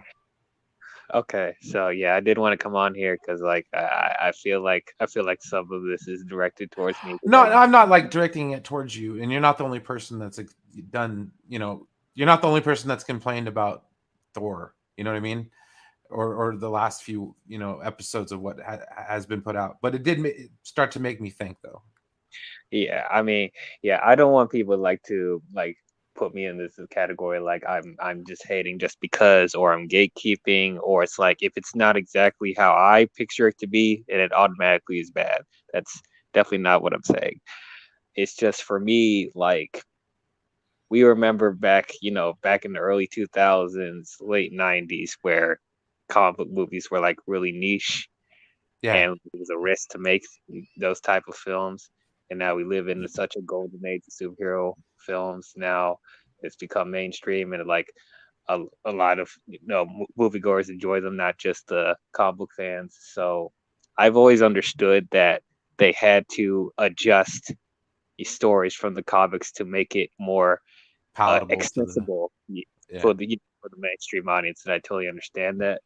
But like I but for us to be like I can't just accept like whatever they put out now just because they're able to, you know. Well, Just exactly, but it's not like I said though. And now, here's the thing: I don't want you to feel bad because it's also in other fandoms. It's kind of why I got irritated with the Fandom Menace, because like that's when it turns freaking horribly wrong. You know what I mean? To where you're just actively going at the studio, because you were a fan of their property, but the property's kind of moved on from you. uh it's like, whenever I do have criticisms about whatever a show or a movie, I don't hate just because. Like I Oh, give like exactly. You give criticism a why. And layered and criticism, that's which is what nice. makes you a good at what you do, DL. Yeah. I enjoy your content, dude. You and I have been on panels together, Right. and I'm cool with that. I do some of the same thing, being that I come from reading comic books. I have to fight with myself sometimes about, oh well, that wasn't in the comics or whatever. But I found a way to shut my mind off and just let a movie be a movie. You know.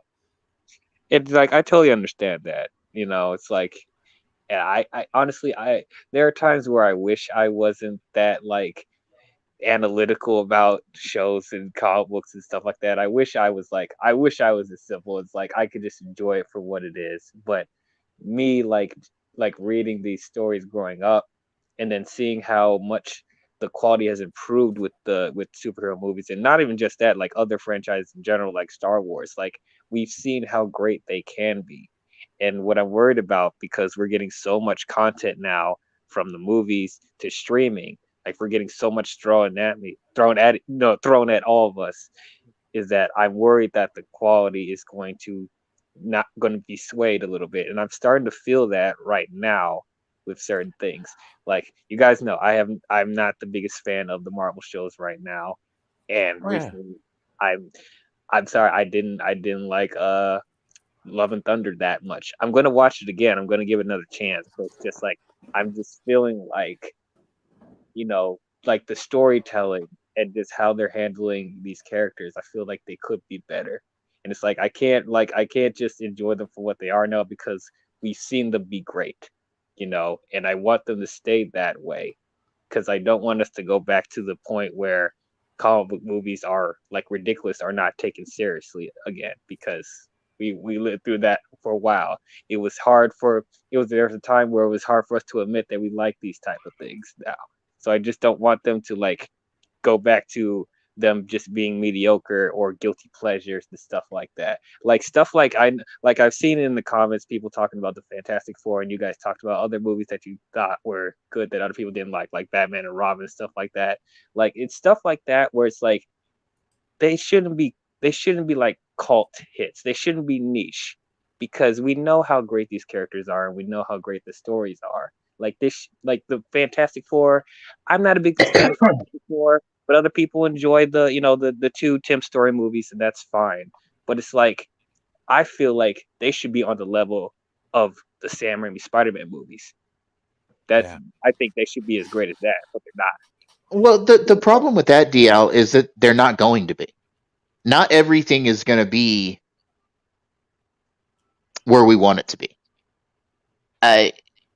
With the different. I mean, if they were all made by the same director and everything, then maybe. But it's kind of a give or take. It all comes down to the style. I personally didn't like Eternals, but other people did. Oh, But Isaac's I gonna come see, for you, bro. I see the use of it. I see where it fit. It was an okay movie. I didn't hate it.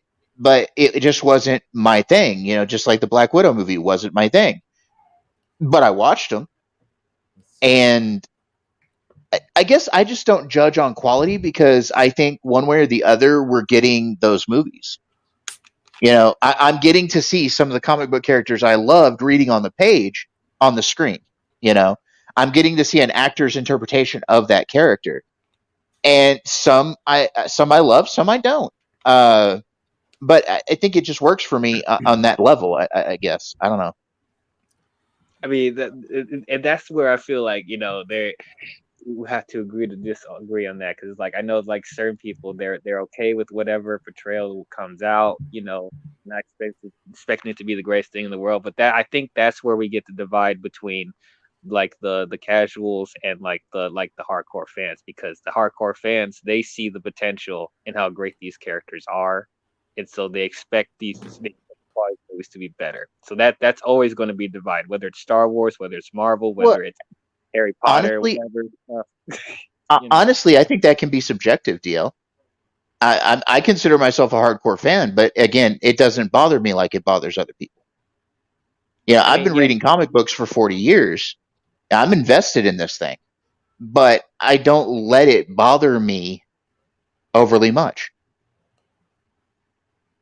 no, I mean, and that's great if that if it doesn't bother like a certain amount of people, that's great. No, If you, like I said, I would say don't feel bad, because I would apply the same thing to Star Wars or the same thing to Star Trek for that matter. Like, yeah, I feel the same way. Like, if you tweak certain aspects of the story, it's not quite right. Like, that's why I didn't like Star Trek Into Darkness, and I still don't like Star Trek Into Darkness, because yeah, just they had a whole universe of story to tell, and the first fucking story they tell is Khan. con, yeah, Okay, making the I universe almost, small. Well, dude, dude, I was pissed twice in that theater. Okay, if I hadn't been there with a friend, I would have walked the fuck out. Okay, when Kong gets revealed, and he's not Jonathan Harrison, Benjamin, or whatever the hell his name was, Harrison. Okay, Harrison. and then when John Harrison, yeah. freaking Spock yells Khan, because I knew it was going to happen. The second Kurt got up out of his chair and started going down to engineering, try to fix something that wasn't working. Yeah. I was like, oh no, they're not gonna. No, they're not gonna. No, they're really not gonna. And then it was word for motherfucking word. Ship out of danger. Yeah. So, no. Trust Yeah, me, I am they fully went. capable of They having a nerd meltdown about something. So, like, I totally understand where you're coming from, man. So, like, I just apply that kind of logic to the situation. hmm I also look at this like from, because I don't want to sound like a snob, but like I just graduated like studying film, and I'm also a writer, and so I'm looking at like how the writing is with these stories and with these movies and shows, and I'm like, they didn't have to do it like that. It could have been a simpler way for you to handle this. You could have done it this way. I can't help but look at that. I would think about that every time I watch this stuff. It's like, as a writer, I'm just like, you could have done this better. So that's another reason why I guess well, there's I'm just more there's so than always other people. there's always going to be some element of that, DL. Even with me, that could have been done better. Uh, That's how I I'm not feel really about. fond. I'm not really fond about all the humor in the Thor movies, but I'm okay with the humor when it comes to Guardians of the Galaxy. I guess it just That's depends how on I am property. too.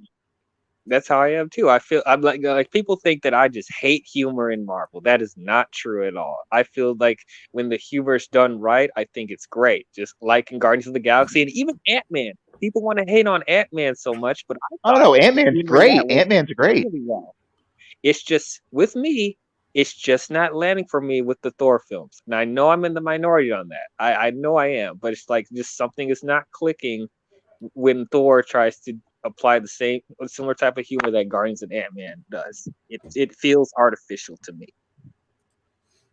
But I know a lot of people love it, and you're not wrong for loving how Thor is now. If you guys enjoy Ragnarok, you guys enjoy Love and Thunder, that's great.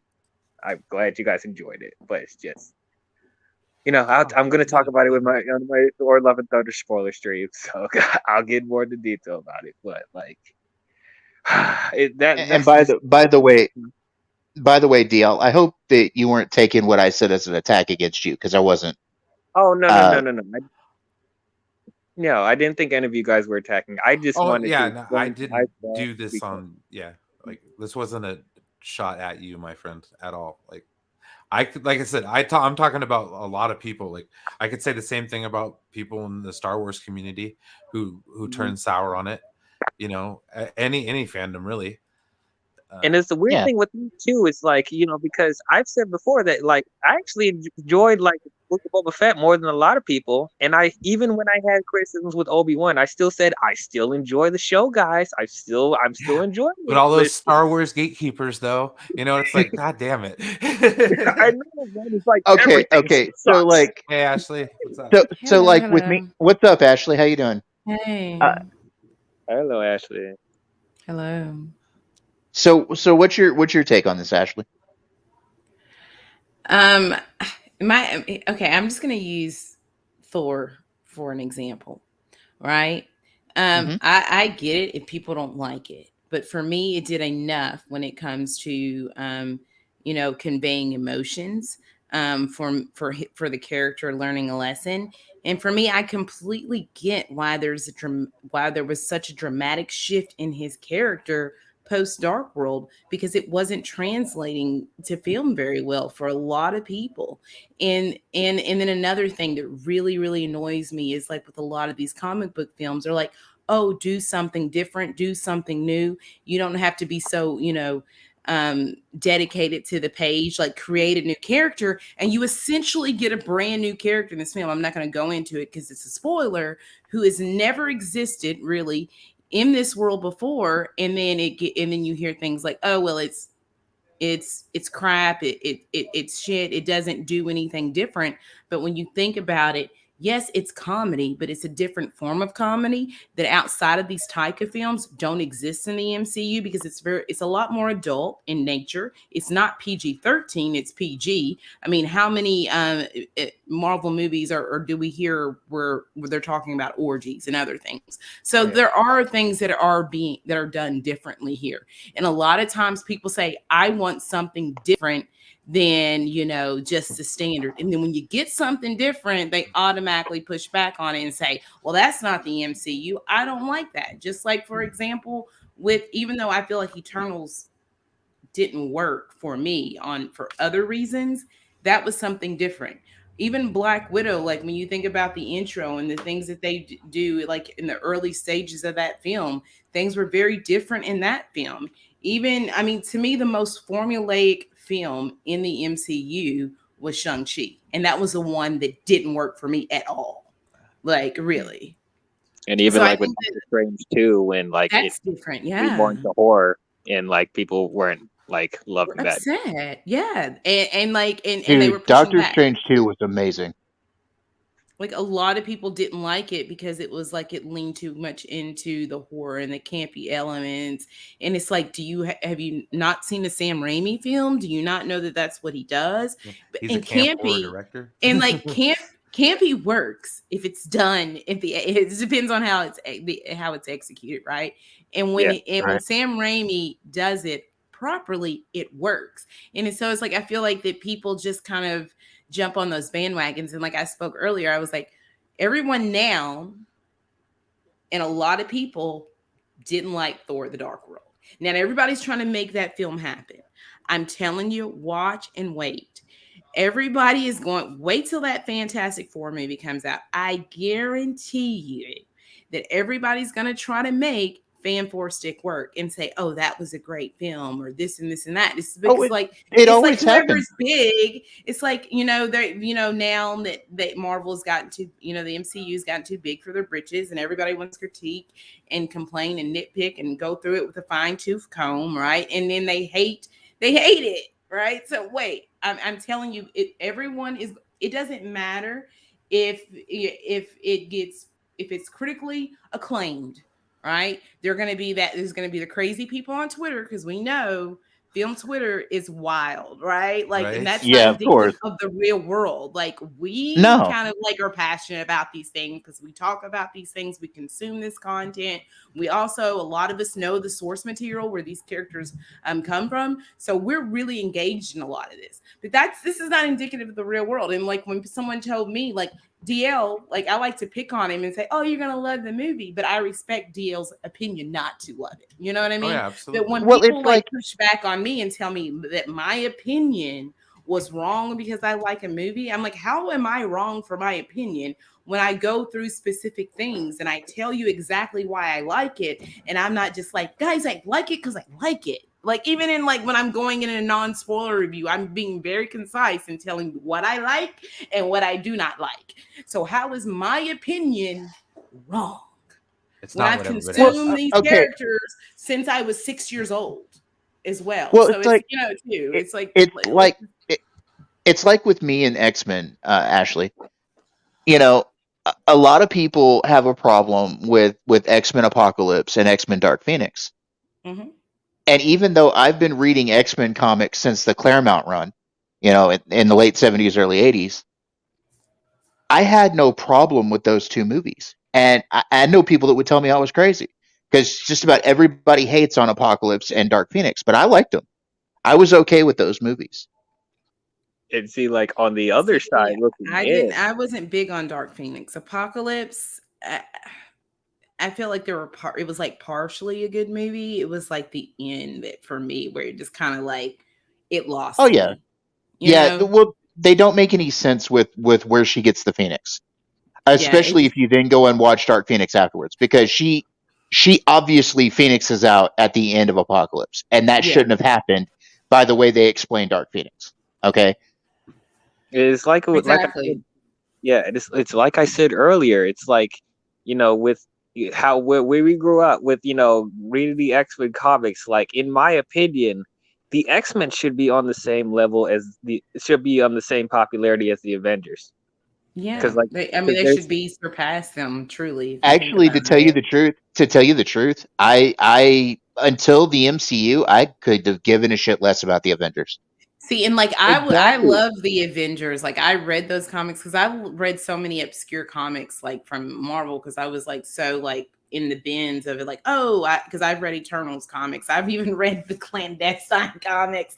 I've like Yeah. read the Guardians of the Galaxy. So I've read so many of these things. But you, So you do have to admit though, Ashley, in the comic books, they were, before the MCU made the Avengers popular, oh yeah, no, they they were were B seeing level, B level they were team, B level B team. level teams because everybody was talking about Spider-Man, everybody was talking about the X-Men, everybody was talking about, and Guardians of the Galaxy, they weren't even a blip. I read the No, Guardians comics. they I were read the D Guardians level. comics. That's why they were able to take so many liberties with those characters on film And they because did it they so were well. so And they did it so obscure. well. You know. And like even Tony, even though I know a lot of people knew he was like a B level Captain Oh yeah, America. yeah. All the Captain we hear about Cap, outside of that, like that one iconic like run, like he was a C level character at best. Like really, like if you think about yeah. it, like he's not. How dare you? I No, love Okay, well, Cap in the okay. comics. I'm just I talking about from source material. I have one more And point I to love make on Tony what I'm Stark. saying here. I love Black I, Widow. I have one more point to make on what I'm saying here. Okay, so a few days ago, Chris Evans came out and said that Sam Wilson is now Captain America. Okay, Mhm. and people have lost their minds on Twitter about that. They're going after Chris Evans because you're the only Captain America. You're the only Captain America. You're Did the they only not one that can be watch that. Falcon Winter And Soldier? and I Did made they a not point. read the 2015 run where he becomes Oh Captain no no America? no no no. Let me Like, what are we doing? let me get out. Let right. me get out what I'm about to say though. So earlier today on Twitter, I said, "Hey, to everybody out there, I can name 8 different people in the 70 Mhm. plus years run of Captain America that have worn the mantle and carried the shield of Captain America." Yes, that's true. But I also push back on that. And a lot of people give me crap because I'm on the recast T'Challa train. Just Me Oh, too. because, I completely unlike, agree with you. I completely agree with unlike, you. unlike Steve Rogers, his arc was complete. So you bringing in someone else to carry on that mantle is a little bit different. Also, when people use Shuri as an argument, um, he wasn't, he didn't have the mantle, but he was still there making his own stories, and he existed in the stories at the same time as she did. So when people use that as an argument for me, I push back on that a lot, because then, after that, he takes back that mantle. She then ascends to a god status because, Bass rejects her. So, I mean, Yeah. it's also like he's at the beginning of that arc, and it's also like doubling down, especially if those rumors are true about, like, Wasn't he Lord of the him Dead or having something at that point? yeah, like, yes. And like if he like has a kid, like, I feel like you're also playing into these like negative stereotypes. Like, why do we need to do that? Like, the man's like stopping T'Challa's story affects the character when he has so much canon and so many stories that you can tell. Like, and Shuri, like, being there alongside with him is great, if she's gonna hold it for a temporary run, but him not being there after we've only seen him, briefly in Civil War. He's only had one solo outing, and then we saw him briefly in Infinity War, and then he came back at the end of Endgame. Like, I love Chadwick Boseman, but he thought that it was important for this character to continue. So if you're not recasting it, you're also going against a dying man's wish as well. Great. Yeah. True. Well, Sorry, I just went on a rant about that. But but what I was trying to say though is, like, mantle is mantle. Okay, there have been many different people who have worn the mantle of Batman in DC. We have a new Superman in DC. We have John Kent. And you have people really railing against the idea of drawing the mantle. And again, I have to say I don't have a problem with it, because after a while those names become legend. And if you want that legend to still stick around, there are going to be other people that take up the mantle. I mean, for instance, at night during Nightfall in the comic books in the 90s, when Bruce's back got broken by Bane, it became John Paul Valley, And Yeah. I think that there can be a whole lot of, and we've always, in the comics, we always wanted Dick Grayson to take over the mantle finally. There's been times where in stories where it's been Damian Wayne. It just, I don't have a problem with passing a mantle for a legacy character. Now, but again, I agree with you on the recast T'Challa, but that's an extenuating circumstance, because we were robbed of continuation of T'Challa's story because of the untimely death of Chadwick Boseman. And honestly, I think Chadwick would have wanted it to continue. He did. Like, he said it. Like, his brother confirmed it. His niece confirmed it. Like, she confirmed it in a Facebook post. His brother has publicly said that, that he felt that it was very important, that he was needed, that his character needed to go on. His story needed to be told. I understand maybe not in the second film, you don't showcase him, but to like completely kill him. But like, I was watching a really cool video today. I don't think that we'll see him in a Ryan Coogler film. Absolutely. Especially what Jacob is saying there in the chat. But I was watching a video today because we're talking about, like, other realms, and like talking about, the Field of Reeds and these other realms, and possibly seeing what, these after death situations. So possibly that might be a good through line to break a new version of T'Challa back into the fold. Well, you also have the have the multiverse angle. You also have the multiverse. Yeah, you have that, but like, where we're playing heavily into different realms right now, and I feel like we're getting to like also, fight with the gods, possibly maybe in the next Thor film, that you also have that open possibly. But DL, go ahead. Okay, so I just want to real briefly ask, what do people think about the way they're changing Namor for Wakanda Forever?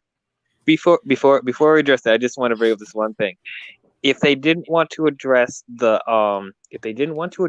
T'Challa thing right away for like a sequel, they missed a huge opportunity just to do a sequel that took place during the 5-year snap. Because I've always Yeah, wondered I agree. how I is agree. yeah, because I always wondered what happened to Wakanda while T'Challa was gone. Because you How have did Wakanda a fare? Yeah. land with no king, so it leaves it pretty much vulnerable for other kingdoms to try to take over. So you're telling me that nothing bad happened in those 5 years to Wakanda? Nothing happened. There was no conflict with politics or other kingdoms trying to take over. They could have done a story with that until they figure out what they want to do with T'Challa going forward. But like they wrote themselves to a corner there. Now, Yeah. as far as Namor, I saw the promo art. It looks fine. Looks Well, fine. I okay, think and see why I don't have a problem with them doing the Aztec thing with Namor is That don't because bother me. I didn't really in like the Marvel first Comics, image though. they never, Atlantis is kind of the point people were making about not liking him being Aztec is they were like, well, it's a Mediterranean character, and I'm like, well, actually, no. Atlantis in Marvel Comics is down in the South Atlantic. Yeah. It's near Wakanda, near the coast where Wakanda is. But you also have to understand when they talked about Atlantis, the Atlantis that we call Atlantis in modern Marvel Comics is not the original Atlantis. No, it's It's not. not Cataclysm Just like Atlantis. when people talk about and I'm not throwing shade or trying to get off topic a bit, not showing shade at DL or like anybody that said this when people bring up the Norse mythology when it comes to Thor, because that's very different than the source material, when we read that, Right. I've But heard that a lot. but if you listen to what happened to after the first celestial host and the cataclysm that destroyed the original Atlantis, the population of Atlantis that survived the cataclysm spread all over the globe, and they became colonists. Okay, there was a group of them down in Antarctica, on the coast of Antarctica. There was a group in Mesoamerica. There was a group in the South Pacific, and so that's why I have no problem with an Aztec name. I don't either, especially when it's clear not only does it make sense from the source material, but they're also trying to make that clear distinction from Aquaman as well. So it's like a double thing. They're trying to make sure that he has his own distinct personality as well. Noticeably, Where they switch up with Aquaman. Yeah, noticeably for me, he still has the wings on his ankles. And whereas he is half Atlantean, the fact that they've always considered Namor a mutant in the comics is that came from his human side. His mutant, where his mutancy comes into play is the wings on his ankles. His X gene was the ability to fly. The rest of his abilities come from being Homo Mermanus, or at least half Homo Mermanus. So I'm kind of hoping that they lean into the whole mutant aspect with Namor.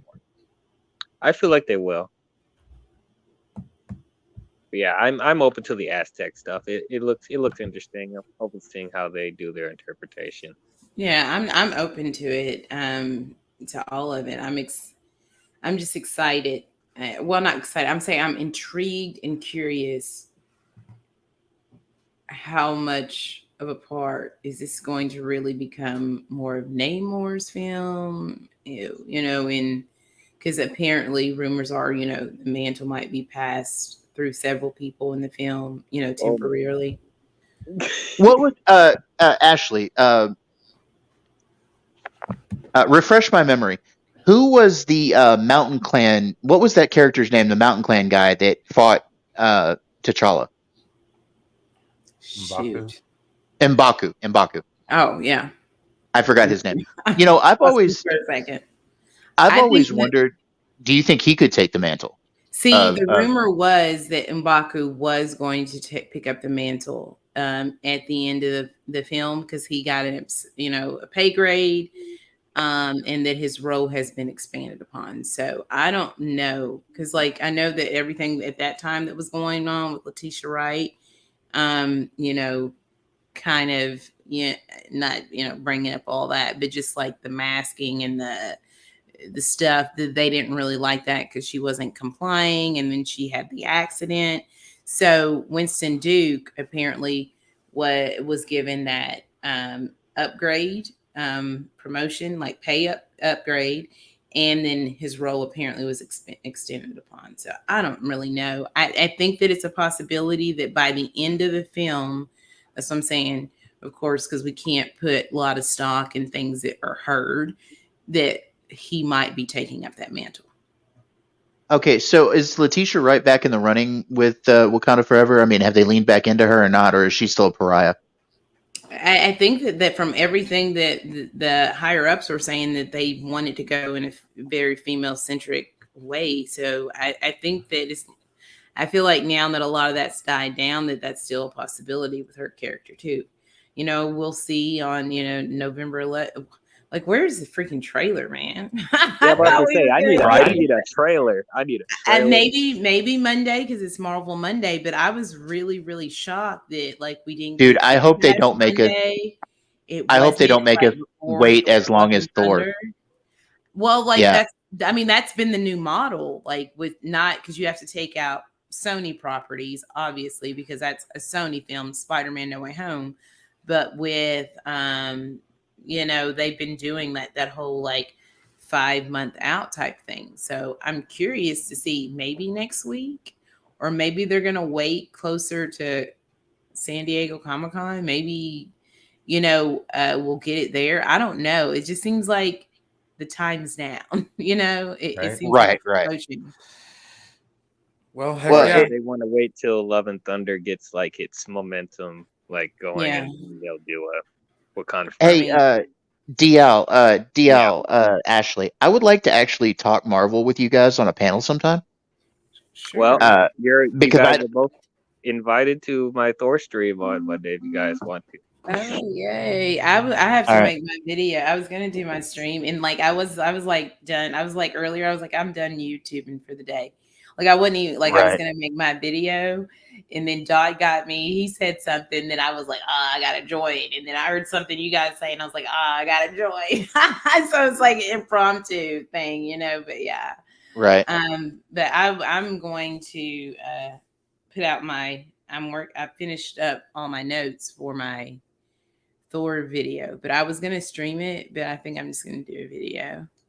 Well, hey, Ashley, I wouldn't mind being on your show sometime to talk Marvel stuff, because absolutely. Just drop me a line, let me know. Yeah, I'm working on. I always DL is, always there. I usually, but yeah, I've been thinking about it today about adding new people to it and stuff like that. But I get very in my comfort zone, and I have the same 3 people right. Because I'm always I don't often get to I don't often get to talk Marvel, and I love talking Marvel because that's my shtick, So yeah, I love it.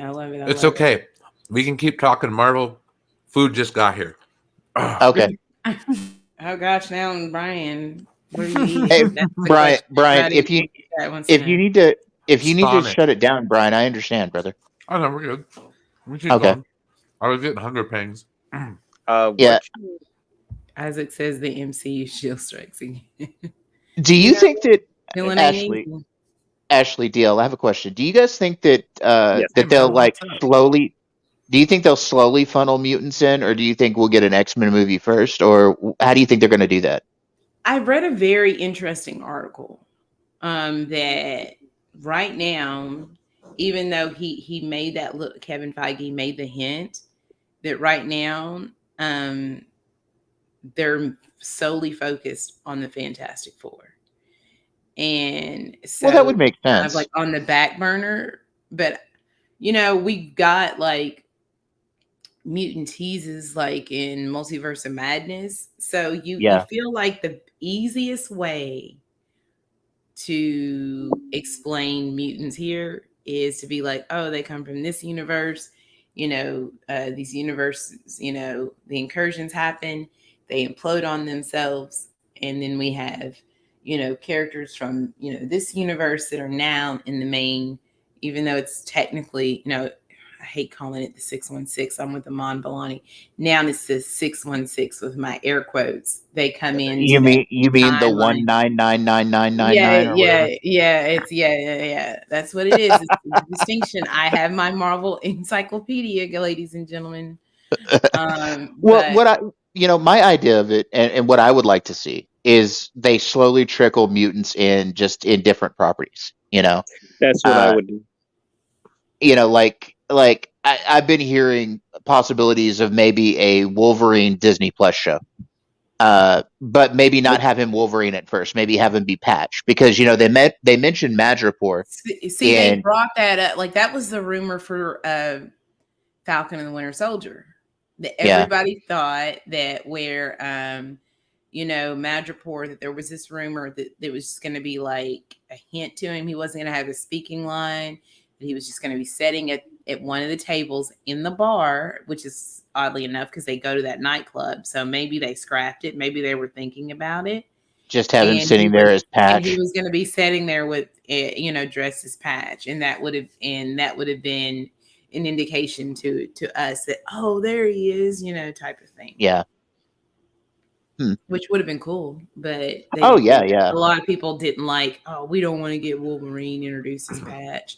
But I think, they didn't have an actor pinned down, possibly, or maybe it was just a good idea that someone thought was going to happen, because we hear so many things that don't come to fruition, because they're just right. If it were me, I would probably wait for Wolverine. I would. I would rather wait too. But I think it would have been a cool Easter egg in the sense that, but then you'd have to use whoever that stand-in actor was. Then you'd have to retcon that, explain that, and it would have been a mess, but it would have been a cool, little nod. But outside of that, I'm glad they didn't do it. Well, I would like to see them start with lesser known mutants first. But even just Kitty Pryde's going to be there. Even just crack the word. Even just crack the word mutant in a show. You know what I'm saying? I think that we're gonna get a Wolverine, but he won't be the main focus unless it's the audience just falls in love with him. You know what I mean? I feel like they need to focus on Cyclops. If I had it my way, I'm sorry. Go ahead. No, go ahead, DL. I was if I had it my way, I would have introduced a new team each movie. The first team, I would have the original people like Cyclops, Jean Grey, Iceman, Beast, and Angel. Then the next movie, introduce newer mutants like Colossus, Storm, Wolverine, Nightcrawler. And the next movie, introduce even more new mutants. That's how I would do it. We need a really good. We need a real Rogue this time around too. Oh, please! Can the real Rogue please stand up?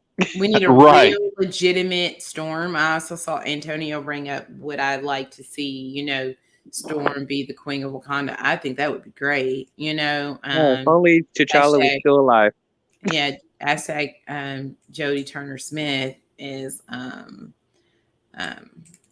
Storm. That would be amazing because she just looks the part to me.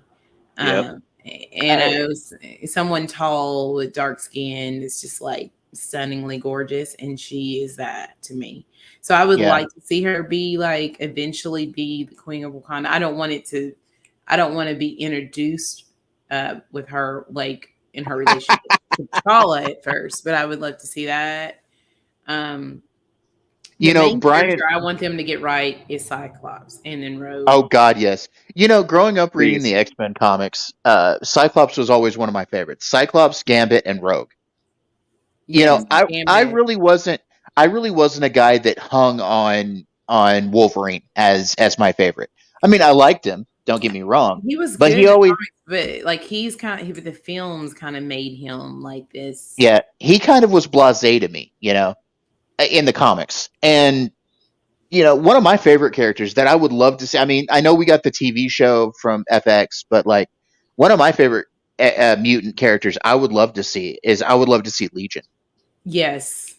I would love to see Legion done well. And I'm not saying he wasn't done well in the Noah Hawley show, because he was. but I would I like a agree. little bit more continuity with that. You know what I'm saying? Like, Big screen film, right. cinematic, like yeah. I I want to see understand. the 9-foot tall hairdo, you know, and have his kind of weird psychotic psychedelic thing that he does, you know. Do you think that they will do Legion? I don't It know. I depends don't if they know. go that far. X-Men could be its own Like, pocket universe, to be honest. yeah, I don't I know. don't Like, know I if they're could going see to them crack. doing something on Hulu, maybe like bringing back or like, you know, Well, you know, we've got Disney Plus, okay, and they Hulu. could do a lot of good things for mutant characters with Disney Plus. Like one of my favorite Yeah, mutant teams was always the New Mutants, Oh, and I like the New Mutants. yeah. They got, and like normies will be like, please don't do that. Please don't do that. After Yeah, that, you know, like, after that first time they tried, I don't know. well, but oh, you know what? And here's a hot take for you. I liked the New Mutants movie. It wasn't too bad. I I think remember. I think they captured the Demon Bear storyline pretty well. I didn't like it. I remember it was like, did that come out before Tenet? I can't remember right now. No, that Or was it the Tenet last first. Fox X-Men movie. That was the I'm last. saying like Tenet, you know, like when it was like, let's get back to the theaters. Was Tenet first or was New Mutants released first? I think it Uh, was Tenet was first. yeah, Okay, Tenet was first. I remember I went to see Tenet. I loved it, and then I was so excited. Like I was like, "Oh yeah, I'm gonna go to the movie theater. We're gonna go see it." Like I think Well, that's why I hated it so much the because problem like with New Mutants I is they risked my life chopped it up. at that time Yeah. to go see The it, and it was just the it was problem with New really Mutants is it felt like a streaming movie. Like if I yeah, just two New to Mutants had the same streaming movie. problem that Black Widow did for me. They delayed it too much. They cut it up too much. There were so many rewrites that there wasn't a cohesive story. But I liked the Right. characters. Yeah. And how those actors portrayed those characters is straight out of the Demon Bear storyline. I need to rewatch it because I watched it that one time and was like, and I wonder if it was just because I like, you know, went out and braved to watch it, and I was like, this is it. Like maybe I'd have a different because you know some films, even though I love going to the theater, it's just like, yeah, this is definitely something that I can watch at home, and like you might have a whole different feeling for it. Like, so I need to I try to mean, watch the mutants again and see and give it another shot and see if I feel differently about it. But just going into it, like my expectations were already really low after Apocalypse and Dark Phoenix, and I'm already I wasn't the biggest fan of the X-Men movies, so I was like, oh, well, let's see how this is. But like, it can't be worse than what we already got, right? And like, I guess that's how I'm comparing. It's like, oh, it's not as bad as the other movies. Right. But I do agree with you that I do think the characters for the most part were likable and they were entertaining to watch. They had decent chemistry, so that's what was saving it slightly for I'm me. gonna try it again. I The really am. only character that did not work for me, which sucks because she's an amazing actress, is Anya Taylor-Joy as Magic. See, I heard that she was the best. See, like to me, Yeah, she I'm about to say, she she's was like the best, and everybody else thinks she's the best. But for you, she was the one that didn't work. Well, why I say she didn't work is because in the comics, Magic had a humble nature to herself. Yeah, especially after she spent the time in limbo and was trained by Belasco and all of that. Okay. She was a very humble character, still is a very humble character, even in current X-Men storylines. But Anya Taylor-Joy made her out to be this. She had a lot of attitude. Sad. She had a chip Yeah. on her shoulder. And that didn't work for me for Magic. But And then but it's like even all at the that, powers that she had, like from the get-go, like that the powers that she got, that was a progression through numerous issues. How does she well, have the sword and the buckler and all that stuff already? well, Like, you know what her original mutation was, don't you? slightly, it's been a while. She was a teleporter. Her original mutation was she could create the teleporter they were like little teleporter, like I want to say the word lily pad. She would create these. They were these oval things that you stand on, and then you could teleport between. She would create several at a time, and she would teleport between them. I mean, That was okay, her. yeah. That was her original mutant power. The soul sword and all of the other powers she got from her time in Limbo and being trained by Belasco the demon.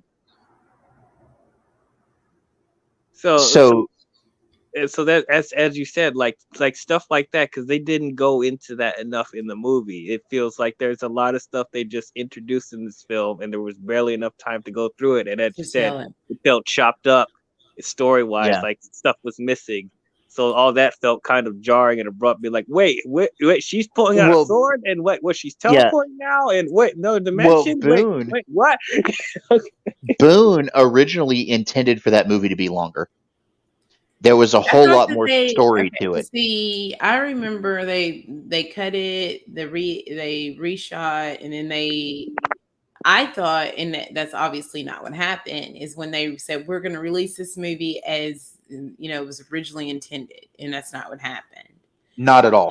Nope. But I remember them going out. You remember when they were like, "Oh, we're not going with the reshoots. We're gonna go with the original version that the director intended," and that's not what happened.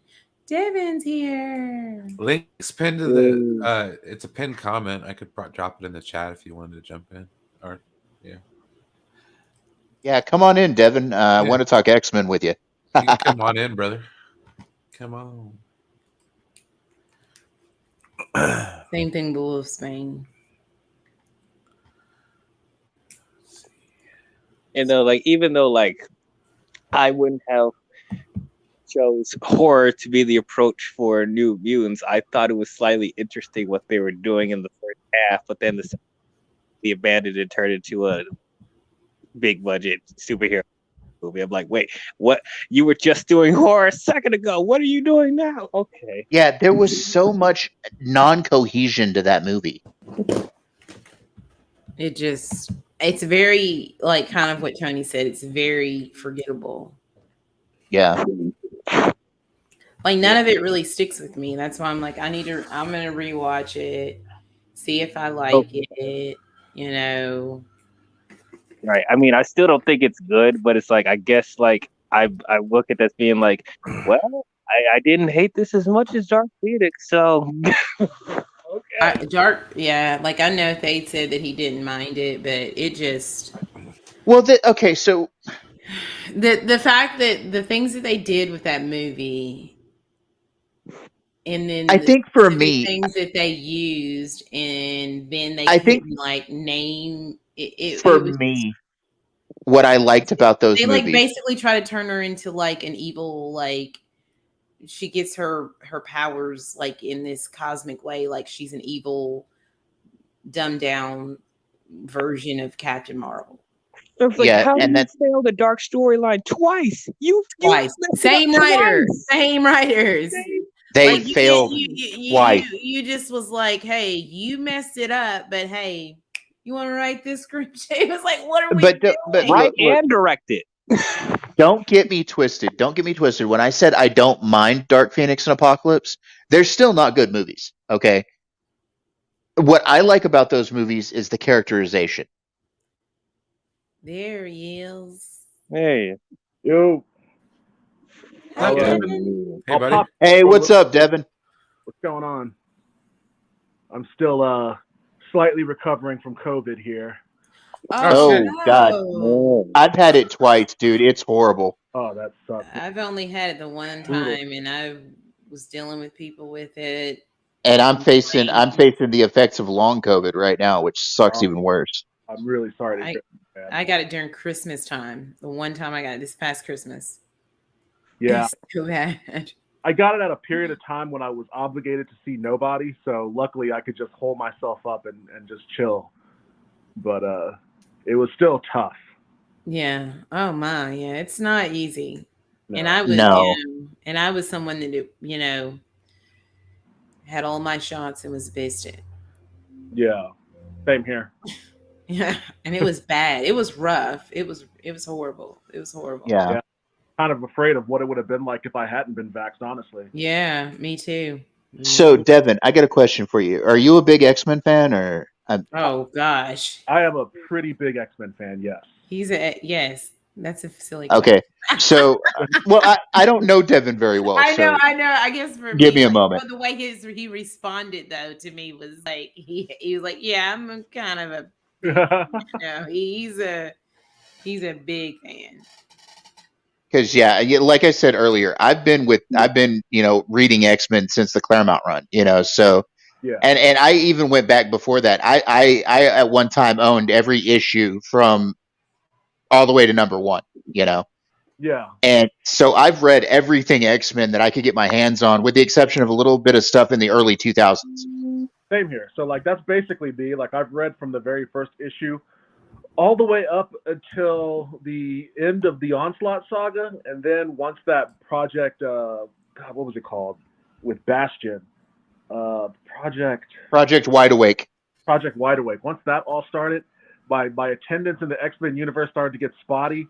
I got Well, back.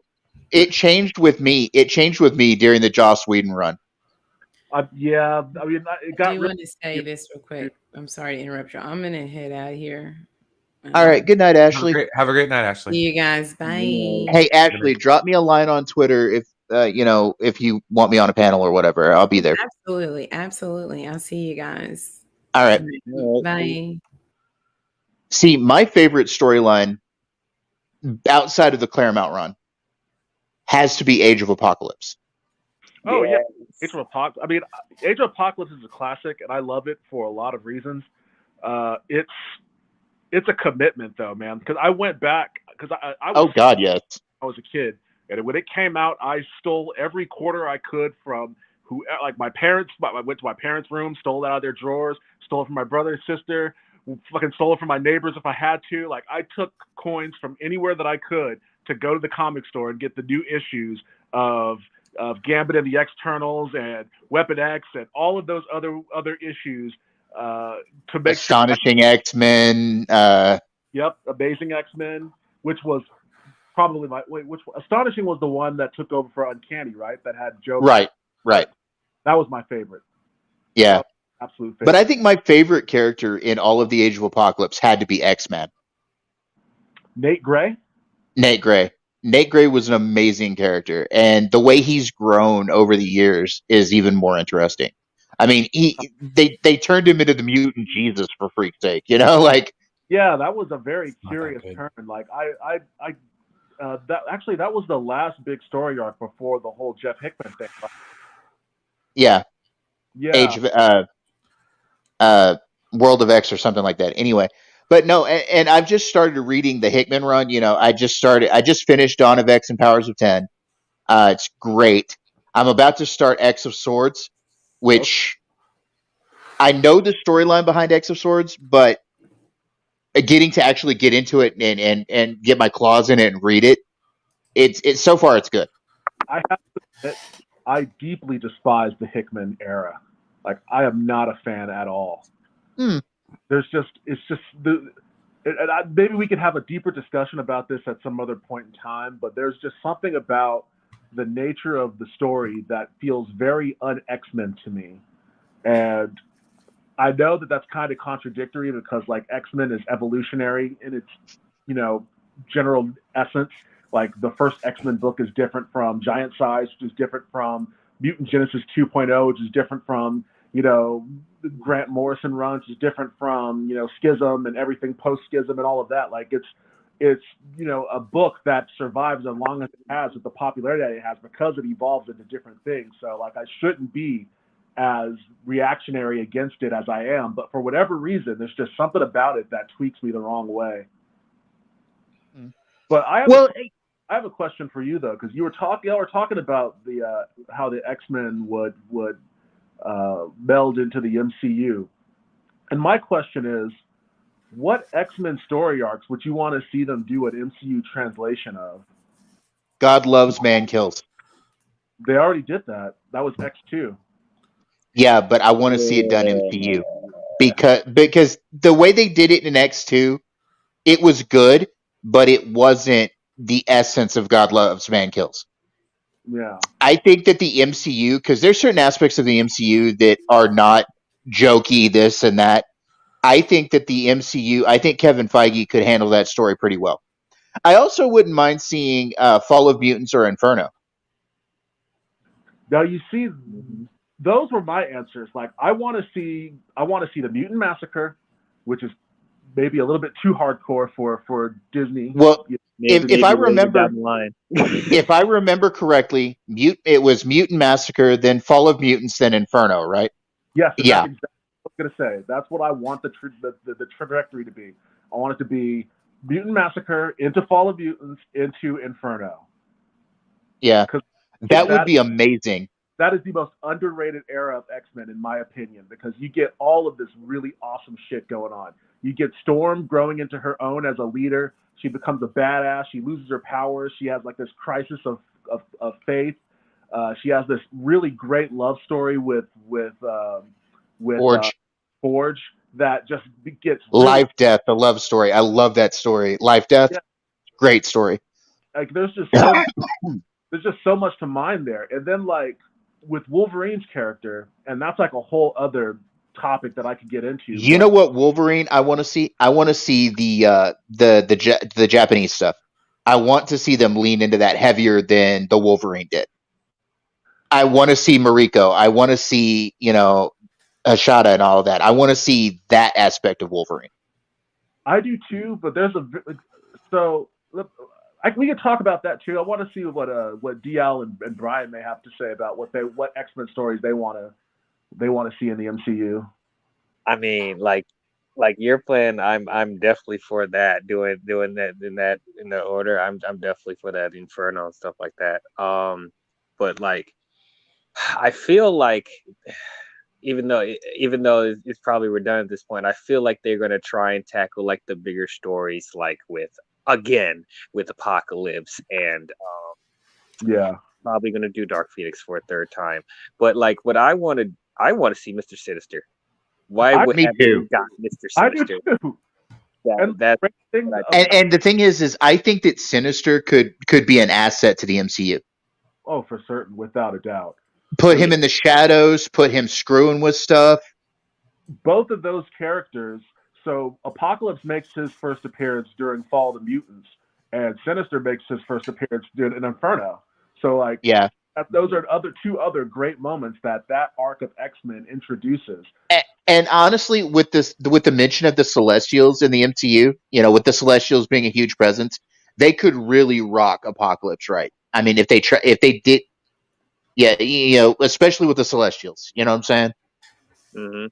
Even like Juggernaut could like have it, and especially how they're leaning into like the god mythologies now. Oh yeah. With Moon Knight leaning into the Egyptian thing, you could so easily like fit Apocalypse in there.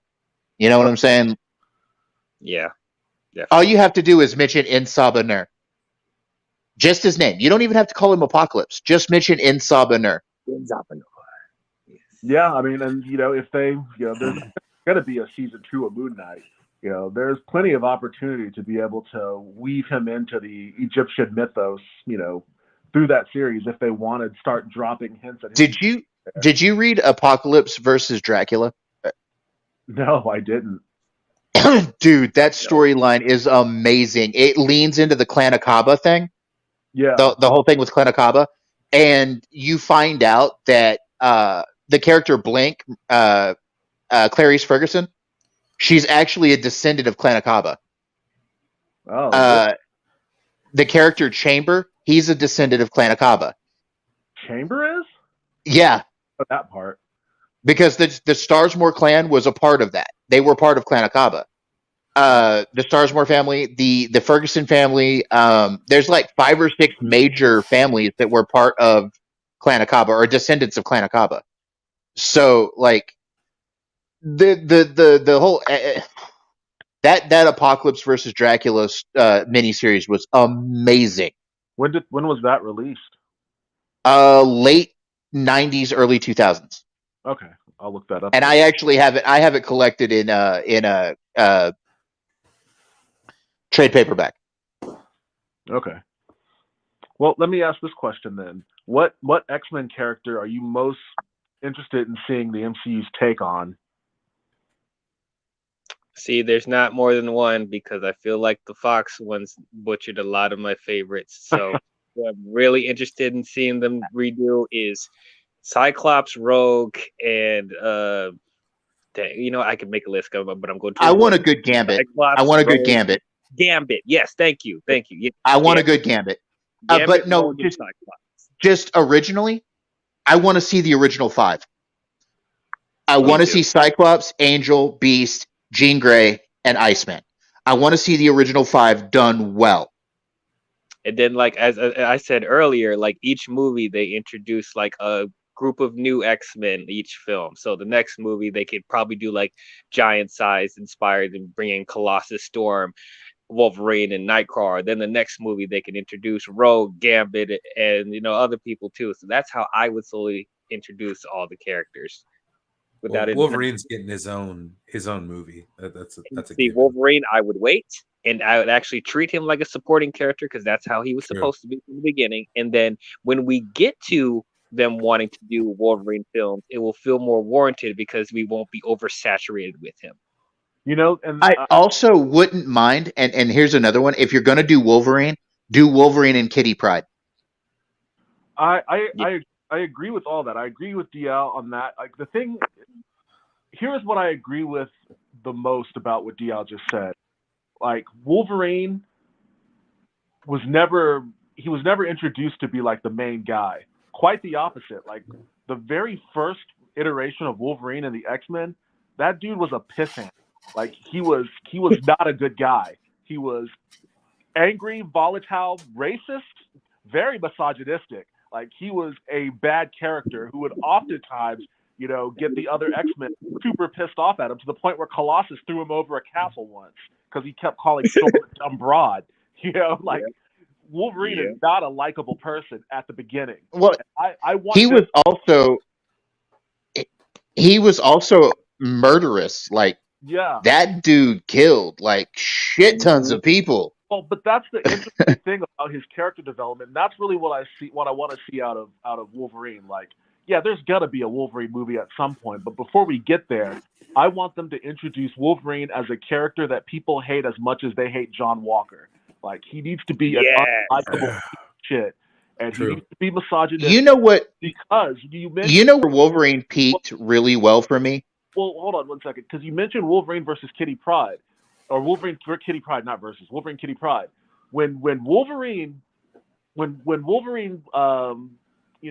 faces off against Proteus and has that life-altering moment where like he is scared for his life, and then Cyclops has to slap him around. That was really where his character began to like turn seriously.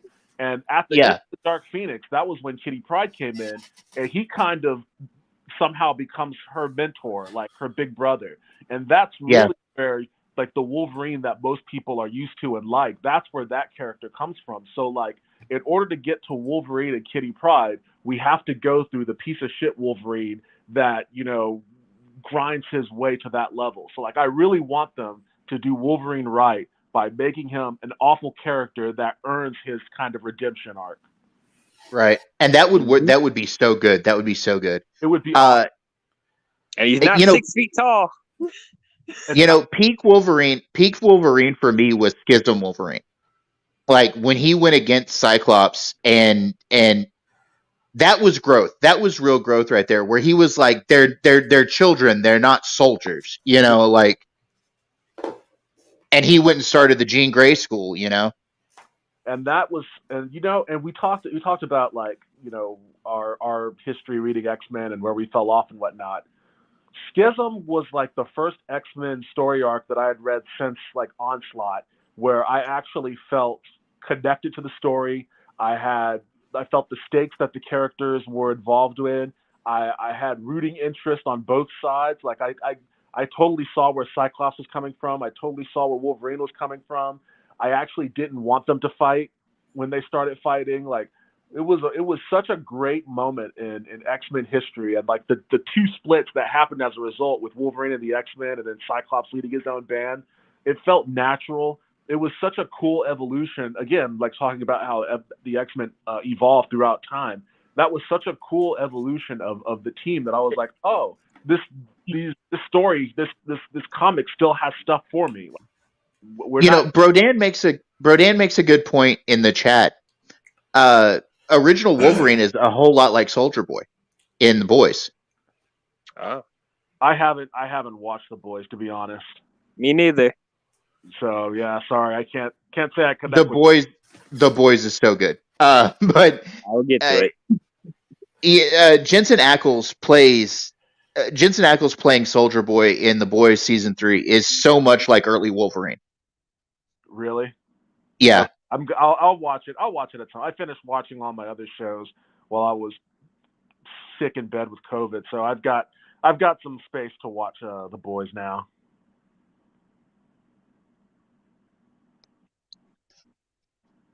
Okay, so they mentioned it in the chat. Marcus Cruz mentions it in the chat. What is your opinion of the whole Onslaught story?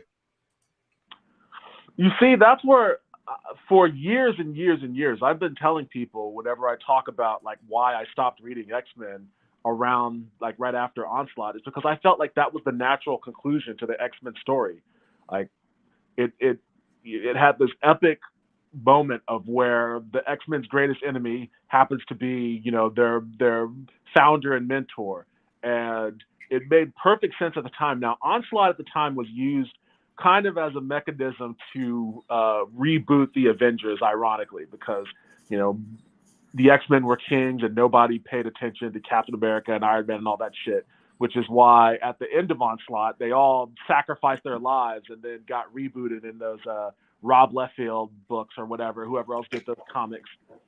But like, I love the entire Onslaught arc. I thought it was awesome, and I was totally on board with it being the ultimate destruction of the X-Men as I do them.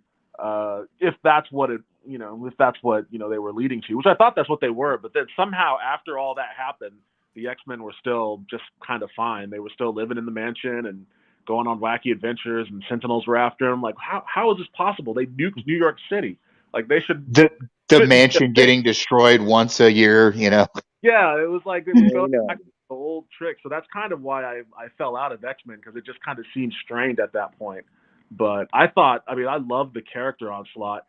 I thought he looked awesome. It made sense. Like, it was a whole tie-in, because the seed was planted in Fatal Attractions when Xavier forced Magneto into a coma, to a comatose state, and like that was the seed being planted of like that psyche of Magneto's evil thoughts or whatever being implanted into Xavier's brain and then forming its own kind of entity and all of that sort of stuff. So to me, it was neat that something from all those years ago was manifesting in a whole other way that, you know, I hadn't foreseen.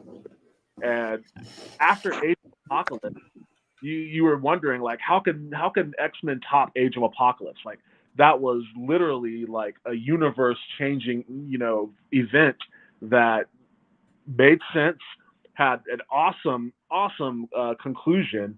It had a storyline that was, you know, not only universe spanning, time spanning. They went back in time and killed Xavier instead of Magneto, and had all of this great stuff about Bishop. Legion Quest.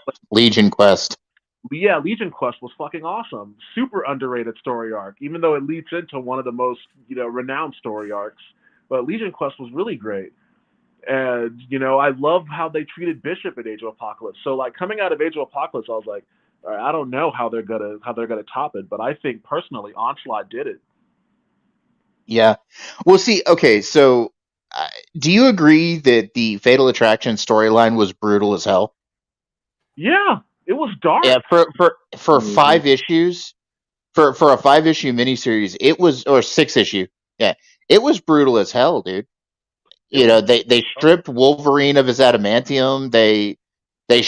Magneto took over the world with the electromagnetic fields. You know, Colossus betrayed the team because his sister died.